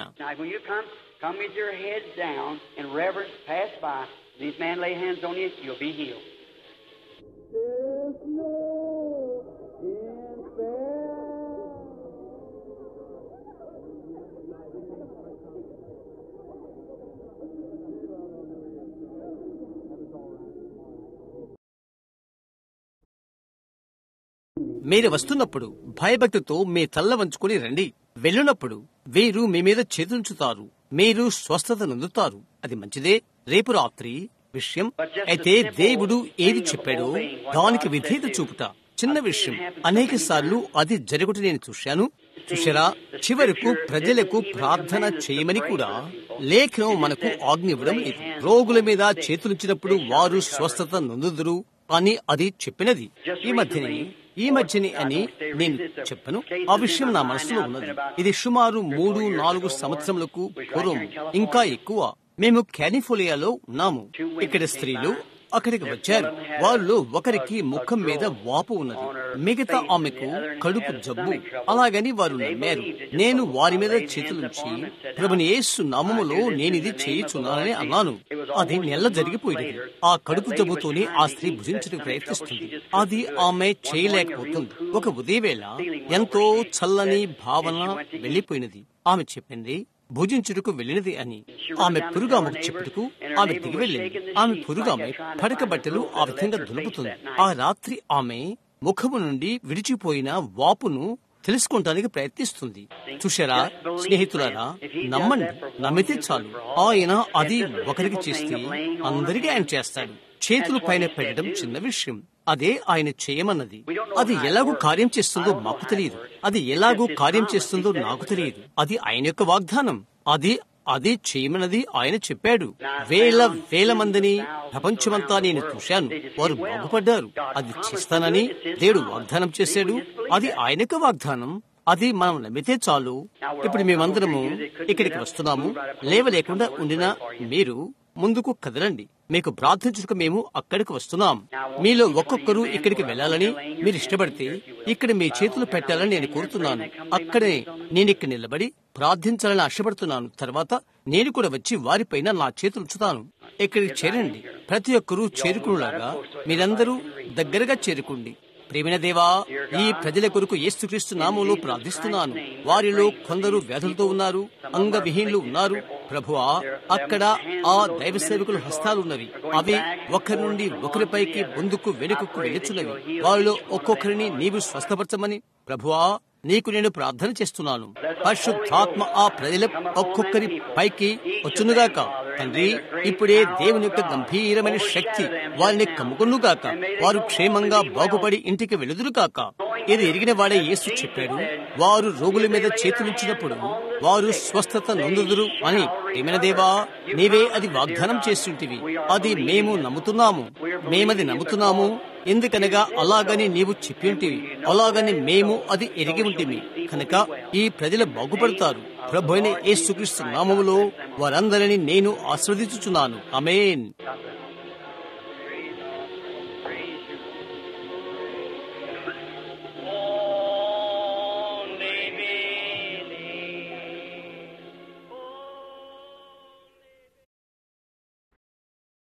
దేవుడు మిమ్మల్ని దీవించును.